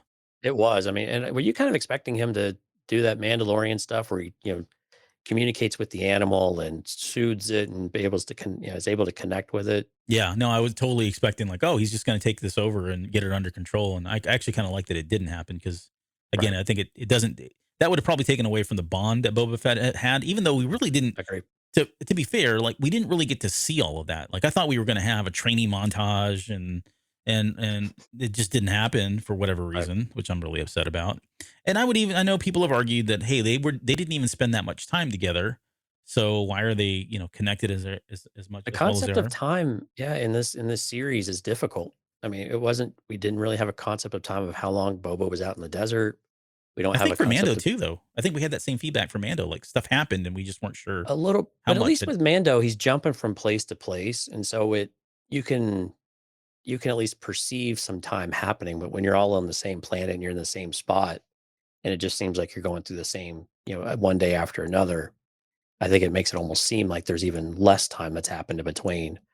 And now that we were all away from Tatooine for a while, it didn't really give us that concept that more time has passed. It was more like this is all happening simultaneously. Mhm. So I think that's one of the things that we'll probably talk about next week, or just how long we think this actually all took place over, how much time. Here's where we're at the point now where the Rancor picks up Mando and is about to eat him. There's some little funny bits in there where she's like, "Don't worry, kid, your dad's pretty crafty" or whatever, and then Yep. whatever the next line was, I forget now. But Yeah. but yeah, more proof that you can't. Mando armor is impenetrable and does not bend. How did you feel about this one? This one felt like a little weird. Like, did It they have to do was. this? I mean, why would he just try to bite the head? I mean, it was that's the part that's kind of you could poke holes in. Or Of just pull his arm the other apart? one. Well, right, but I mean, the other guy, if you're going to eat him, I mean, the pike, he just kind of chomped in there. Swallowed him whole. Yeah, I mean, at least half of him all at once. Maybe So he it was trying was. to get maybe he didn't like the helmet, like he wanted the squishy middle. It's And like a Twinkie. yeah. So Mando gives him a little antiseptic here, a little Yeah, mouthwash of fire, which was cool. that'll do it. Yep. And he drops them. I love his eyes too, like they're all red, red, angry. Uh, and then we get this moment here where they're screaming, and there's Pelimato with her tooth missing. Yeah, And yeah, this was like the best. This is like one of the better moments for me too. Like I know I talked about Mando and Boba, but I really did enjoy this moment. It that whole animal soothing thing that the Jedi's do. Ezra was really big with it. Anakin, of course, did it in Attack of the Clones and yeah. But countless even other. this, even the screenshot you've got here with, you got the hulking, giant Mhm. rancor and just this little this little being in front of him, Yep. and it's just that. Yeah, it's just that dichotomy there, and the rancor actually getting down. Like, what is this thing? Yeah. Yep. And I couldn't tell. Like in my head canon, Grogu's already doing something to kind of soothe him, like to calm him down. Right. It's Right. kind of like was it Buryaga Yeah. in High Republic? Buryaga has ability just to kind of through the Force naturally make Send people out feel calming, calming motions. vibes. Yeah. And I thought when I saw this, yeah, I think he's getting down to look at it, but I also feel like Grogu is doing something that's making the Rancor just kind of relax a little bit. Yeah. And it gets more and more severe, more it gets stronger as the scene plays out because once his hand goes up, that's enough to he puts the beast down and he basically puts him to sleep. Yeah. And I think Anakin did something similar to that in Clone Wars. But yeah, the one thing I did until he closed his eyes, I was thinking, I was like, okay, well, what if he's not really using the Force, but he's using Mandalorian type of techniques, to further blur that gap between Mando and Jedi Hmm. for Grogu. What if, and again, he hasn't had any training or anything like that, so I know it's kind of far fetched, but Yeah. until he closed his eyes and really, focused and clearly using the Force, it just kind of popped in my head. It'd be kind of cool if he was not only channeling the Force, but also something else, Yeah. Yeah. his inner Mandalorian. The spirit of the Mandalorians. Right. There's a lot of tooth decay and plaque buildup going on with the Right. Rancor. And It then was this is sweet. It was sweet though. That oh, Grogu just comes up and, strokes him and pets him. And don't even get me what, started. Because not only did that, but I mean, he kind of he leans into him, and then he at the very end. I don't think I got a picture of it. Yeah, oh, right where here. Where he wiggles. yeah, he's Yeah. kind of doing the wiggle, snuggle kind of thing. So if you have children, you know what that is, what that's about, where they're getting real comfortable. But yeah. Oh, and then we get Fennec Shan finally getting to be Fennec, the master assassin that we know she always has been and wants to be now. I'm sorry, hold on. We're breaking for a Rebels reference, which we have to break into. It says, so is this an Ezra technique to subdue the Rancor? Yes. It's just like Ezra. So good one. Okay, now back to the main program. Here we go. And I don't really have I mean, this is a pretty short moment, but they're all kind of ticked off that the Pykes are like, well, Yeah, we're out. see you guys. Good luck with the planet. Didn't really work out. Sorry to see that. But we're going to leave. And they're like, no, dude, you're not leaving at all. And of course, you got the mayor who's still like freaking out about all this. But yeah, I didn't know who this was at first, to be honest. I wasn't sure if it was going to be Fennec or there was somebody else. At this whole entire episode, I was waiting for like a big reveal, more than the Rancor. I wanted like a new character to pop in. I thought, like, who could this even possibly be that would be walking on the roof? But then, again, sometimes the most obvious answer is the right answer. Right. But nonetheless, it was great. We got to see her basically kill all these people. She finally got out of her system. She's been itching to do this since the very first episode. Hung the mayor and snapped his neck. I know. It was pretty brutal. Yeah. The sound effects were really great. Yeah, you can kind of see him there with his little dangly 3-toed feet. Yep. And then I don't know where she came from. It's not really important. That's the whole point, right? She's an assassin, but she comes out and stabs him in the back with her dark blade. So, yep. And then she sneaks out. Job mission accomplished. Game over.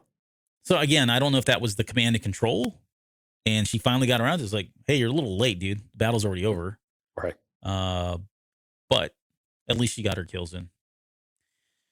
Yeah, and so it kind of wraps up with Mando, with Boba Fett walking through the streets. Again, I guess he's earned the respect of the people. So what Drash said was correct, that was, something that was going to win them over. And I think it definitely does. I mean, these people are coming out and they're constantly bowing to him. They're bringing him gifts and his people. But there's a curious line in here where, she says like, hey, if not, we're not suited for this, right?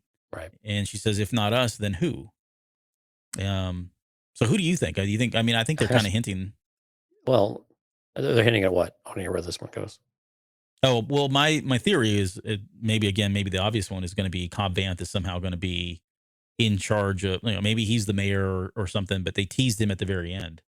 But I don't know I don't see them when she made that comment. I don't see them sticking around. I don't know. I think it was a rhetorical question. I think they intend to stay. I don't think they're leaving. Why would you go through all of this and then bail? I think Boba was just uncomfortable. All of a sudden he's on the other side and he's actually admired and have adulation. And he's like, this is weird. Mm-hmm. Like, I don't want all the attention. He just wanted to kind of sit in the palace and collect the money. Right. And so this is the other side of it. Whenever something goes well for you and everyone's on your side, it's a little bit uncomfortable because I think he's also going to feel the pressure of, again, now they are going to look to him as a leader, potentially. Maybe. I don't know. I mean, and that's a whole nother ball game than just being a crime lord. Yeah, I would say like if this is where Boba Fett's story kind of ends, like the excitement, I guess, because I don't know how much excitement there. I mean, I'm not saying there can't be. There definitely can be, but right. It feels like if they're going to want him around doing more, I mean, he could leave and go help out on missions and, step away temporarily as the mayor or whatever, or as I don't know what he's going to be at this point. But yeah, it's a good question. I mean, I don't know how the city's going to rebuild. Now all these the heads of the different groups are gone, including the mayor I don't know, what's the re-election system like on Tatooine? Right. Yeah.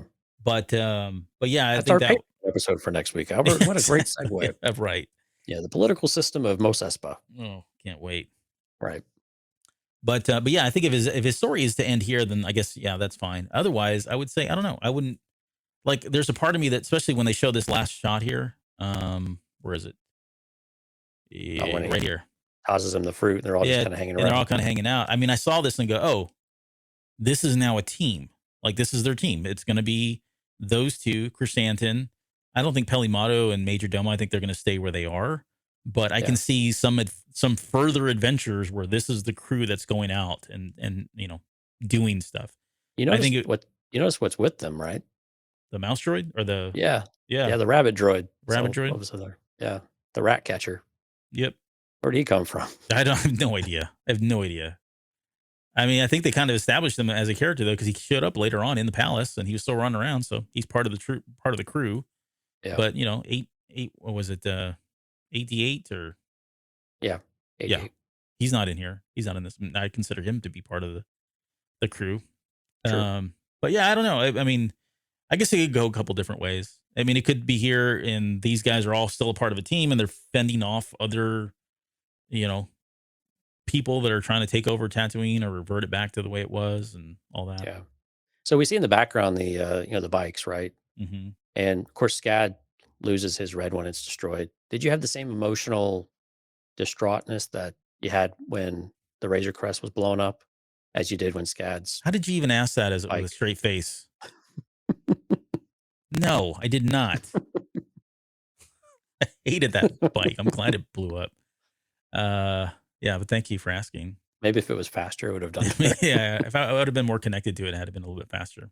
Yeah. So I got to ask you a question though about this. So when they segue out of this scene here with the group of them and they start panning up, it's the Mandalorian theme as they come up to Yeah, the starfighter. right.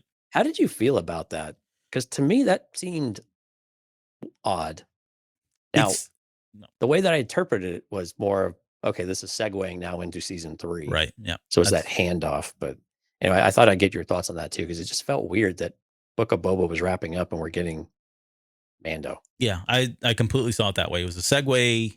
Here's the next thing that's coming up, or they're heading off and all that. But at the same time, I mean, come on. I mean, they've already set a precedent. They've set a weird precedence now that they've had 2 entire episodes dedicated to Mando in a series that was called Book of Boba Fett. And I get it. I mean, I don't want to keep talking about this and beating it, but I think the criticism is fair. I don't know what you would have called the series. It's all of it was Star Wars. There Right. was moments where Boba Fett was kind of the focus. There were moments when Luke was the focus. Moments when Ahsoka was at time, or very briefly. But yeah, the focus just kind of shifted around, even though it was labeled as the Book of Boba Fett. I truly believe, though, it is part of a larger narrative story that's going on, and Right. it just they've got to call it something. And because it all is interconnected, like a book or a comic book series, you're going to have pieces where you branch off and you tell that one side story, and then that builds on the next one, which is what I said about why episodes 5 and 6 now made sense. I don't necessarily know that if I agree with the way it played out, but if you didn't have that, then Grogu and Mando don't show up.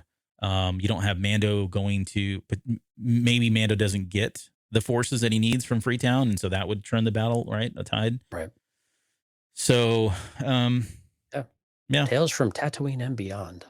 exactly, right? Maybe you call it something like that. But man, can you look at this? We get the baby in the bubble. Baby in the bubble. Like we've been wanting, it finally happened. This was absolutely like the cutest thing ever, though. Yeah. Like tapping on the window. No. I liked it when he finally just started tapping really hard and really. Well, and over and it over and reminded me of Yoda on Empire Strikes Back when he's got the stick and he's like whacking it. He's all kind of Right. crazy like, but yeah, this was a good moment here. I really enjoyed it. We'll get into this. Let's not. I want to talk it when we get to the next show, or we get to the next episode. I want to talk about the fact that we end season 2 of The Mandalorian with Grogu leaving. I was not expecting that they would be together in only 2 episodes of a show called The Book of Boba Fett. Like something feels super rushed or expedited. And I don't know if that's because of the changes that were made around Rangers of the New Republic.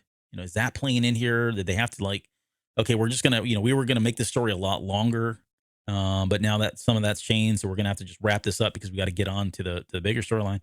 I know I said we were going to talk about it here. Here I am yapping about it. But yeah, I don't know. It feels weird that we're ending this season with Mando and Grogu together, and we're going into season 3. And if you watched season 2 and you haven't seen Book of Boba Fett, boy, are you in for a treat, or you're in for a big surprise when that opens up and you see these two running around in this new ship and the baby in the bubble thing and all that. Right. I don't know. It's going to be it's just kind of weird. Yeah, we'll talk about that one because I'm with you. It's a little bit little bit different. But I'm on the other side. I think it was all pretty intentional. But No, we'll get into some details next week. I feel the need for speed. That's what I had in there. And then here's the Nook of Boba Fett. I'm going to keep using that. Yeah, and the final shot, that is definitely Cobb Vanth in there. I don't know why people were like, "Who is that?" And Right. Couldn't tell by the hair. yeah, it's the hair, dude. Totally can see that. And then Thundercat. Thundercat. Yep. What do you think they're going to mod on him? I would imagine it's his arm because he got shot in the arm. Right. So we don't know. Maybe they couldn't save it or something. He's gonna be the Winter Soldier now. Yeah, or he'll be a lot quicker on his draw now that he's got a robotic shooting arm. True. Fastest shot in the West or in the galaxy now. That'd actually be pretty cool. He wants a second crack at Cad Bane. He's a lot easier to kill now. Yeah, but it is. Rob had posted this part was weird, and I think he's talking about this. Sorry, there's a delay, so sometimes we don't. What we see in the chat isn't what we're talking about at the time. But I would agree. Like they show this, so I mean, they're signaling Cobb Vanth is still alive. Okay, cool. Right. Where does Cobb Vanth fit now, though? And I want to touch on that in the next episode. We're already well over 2 hours, so we won't do it tonight. But I do want to touch on that too, because even though I know this scene does feel weird, it is kind of like the Marvel recipe of, hey, we're going to signal that something's going to happen, even though we're not giving you the full context, and it may be a little bit different. But this is telling me Cobb Vanth will return in the something. I don't know what that is yet. Well, and I'm kind of wondering, we talked about the Cara Dune stuff, and I'm wondering if Rangers of the New Republic, you're substituting maybe Cara Dune with Cobb Vanth. Possible. I mean, he'd have to leave Freetown. He would, but I can see where it kind of fits a little bit at least how they arranged Cara Dune, right? They badged her because she was the Marshal of Navarro. Mm-hmm. So yeah, I mean, it's possible, especially now that the spice is gone. Maybe he is okay leaving Tonti in charge, or I don't know, whoever is going to be in charge of that area, right. And he goes off and does bigger and brighter things with his robot arm. I don't know. He's going to go up to Den and be like, "Hey, tell me about this O'Mara." Oh, yeah, exactly. I'm putting together a team. Right. Wouldn't that be cool if they just took all these characters and made that the Rangers? All these characters. You're trying to make like the Avengers or something happen here. Yeah, I am. But what? Thundercat's going to create the Thunderbolts. Yeah. Yeah, who knows? The Thunderbolts. I see what you did there. Yeah. Cool. Let's see. I think that was the last slide I had. Yeah, that was the last one there. So that's a wrap. Yeah. That is a wrap, as we say in the industry. Let me close this screen here. Okay, anything final before we call it a night tonight? No, I think as far as the episode goes, I'm kind of glad the season's over. It's been a kind of an up and down ride here, but I think we finished on a high enough note and brought it back and did resolve many of the loose ends that we had, and we're not really leaving with a bunch of open questions, or at least a bunch of like must have questions, like that we have to have these answered. And it's always a bit satisfying when that happens. I guess maybe the question I'll leave you with, though, is does this set up a season 2 for Book of Boba, or do we think season 2 is pretty much maybe not a thing now? When they leave this, it doesn't really feel like there's a season 2 coming. Yeah, because it feels pretty final. I think there is wrapped up. Yeah, I think there is, but I will save some of that. It's a good question. We talk about more next week. No, we do need to talk about it though, because I want to dig into that a little bit more. But yeah, I think there is going to be a season 2. It's just so hard to say because we still don't know what the big event is, right? They're supposed to be leading up to some big event. I think if we knew more about what that was and what characters potentially could be in that, it'd be easy to speculate about whether or not the story ends here or picks up later down the road. If I go back to my original whole theory or whatever of the Mandalorians being reunited, and in my head canon, yeah, I'd love to see Boba Fett be on Mandalore and be accepted as a Mandalorian through Din, right, and his beliefs and all that. But again, that doesn't require a Book of Boba Fett series, though. No, right? No, it doesn't. I mean, he could just again leave and go be part of that storyline some way, right? And that's kind of what I'm in that ballpark of what story do they want to tell? We've told the one of Boba Fett that we have always wanted to know about, how he got out of the Sarlacc pit, what happened, and we got some pretty good stuff there, I think, and I think we got a lot of the answers we wanted, and kind of an interesting season. But I mean, it's like, what else do you want to know about Boba Fett at this point? Yeah. And I think that's maybe something we can explore next week. But I'm kind of thinking we're done with Boba Fett. Not that the character and Fennec aren't coming back, but I think with the Book of Boba Fett, I kind of have a feeling that this is it. Right.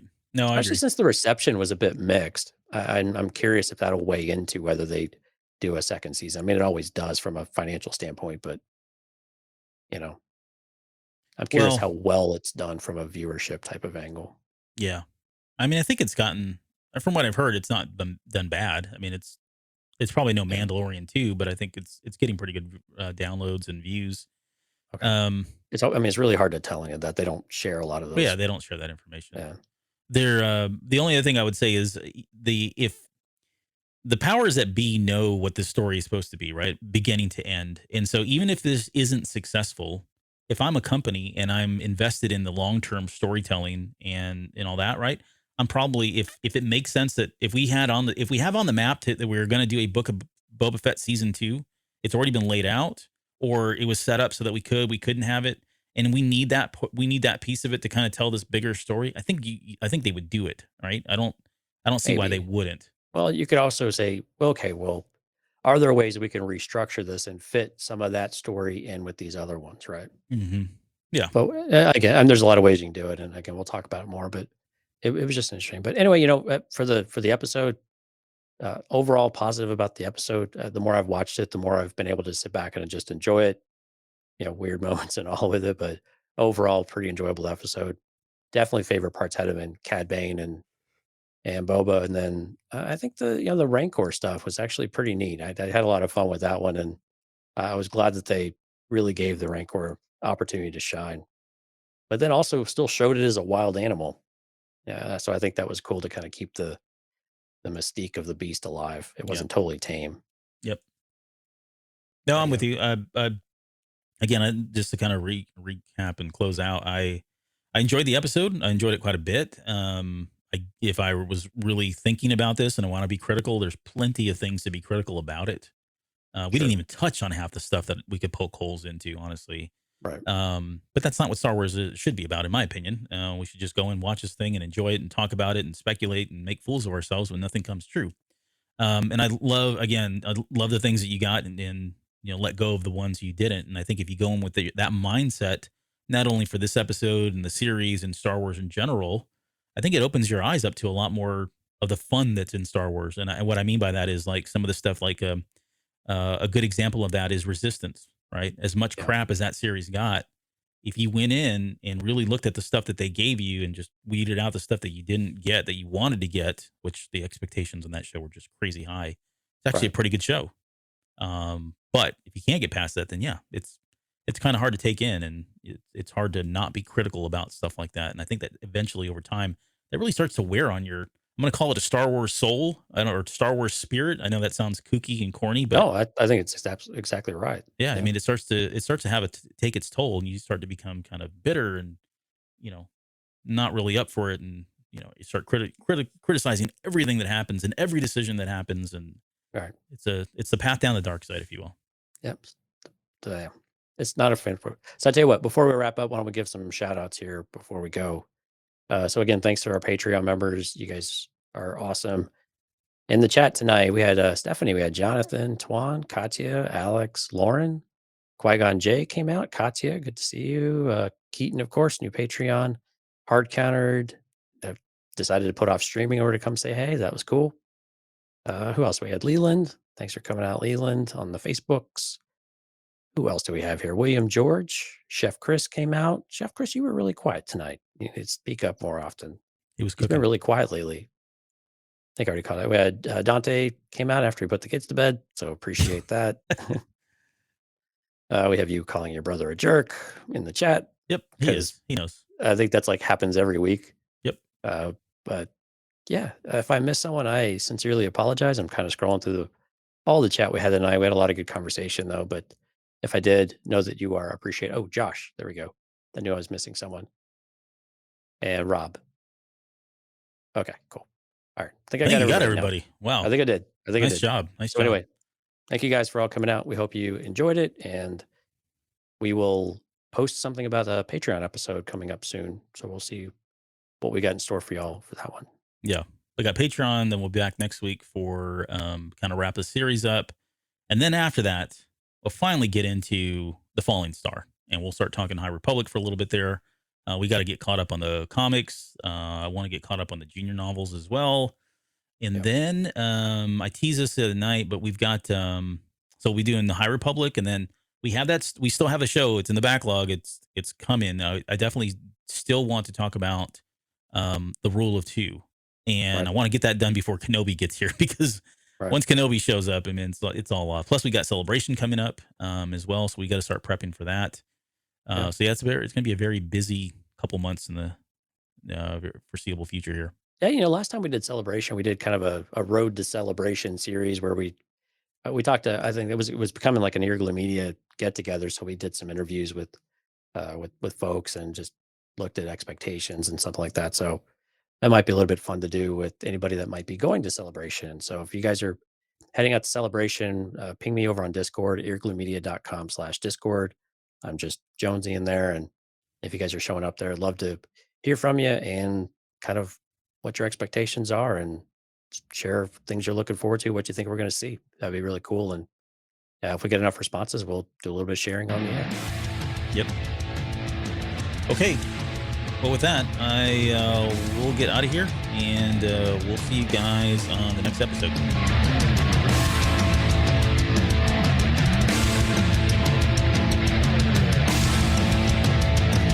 You're still listening? Wow, that's amazing. Well, I'm here to give you the disclaimer. Normally we do a big, long, drawn-out disclaimer thing saying what's what and who's what and all that other stuff, but I think you guys kind of know that Lucasfilm and Disney have no affiliation with us at all, and we have none with them. We talk about Star Wars, which is their property, and all that other good, fun stuff, but I think you can tell which is our stuff and which is their stuff. If you can't, well, then send a lawyer to send an email to me, and I'll be glad to chat with them. Other than that, you know what's what, so that's your disclaimer.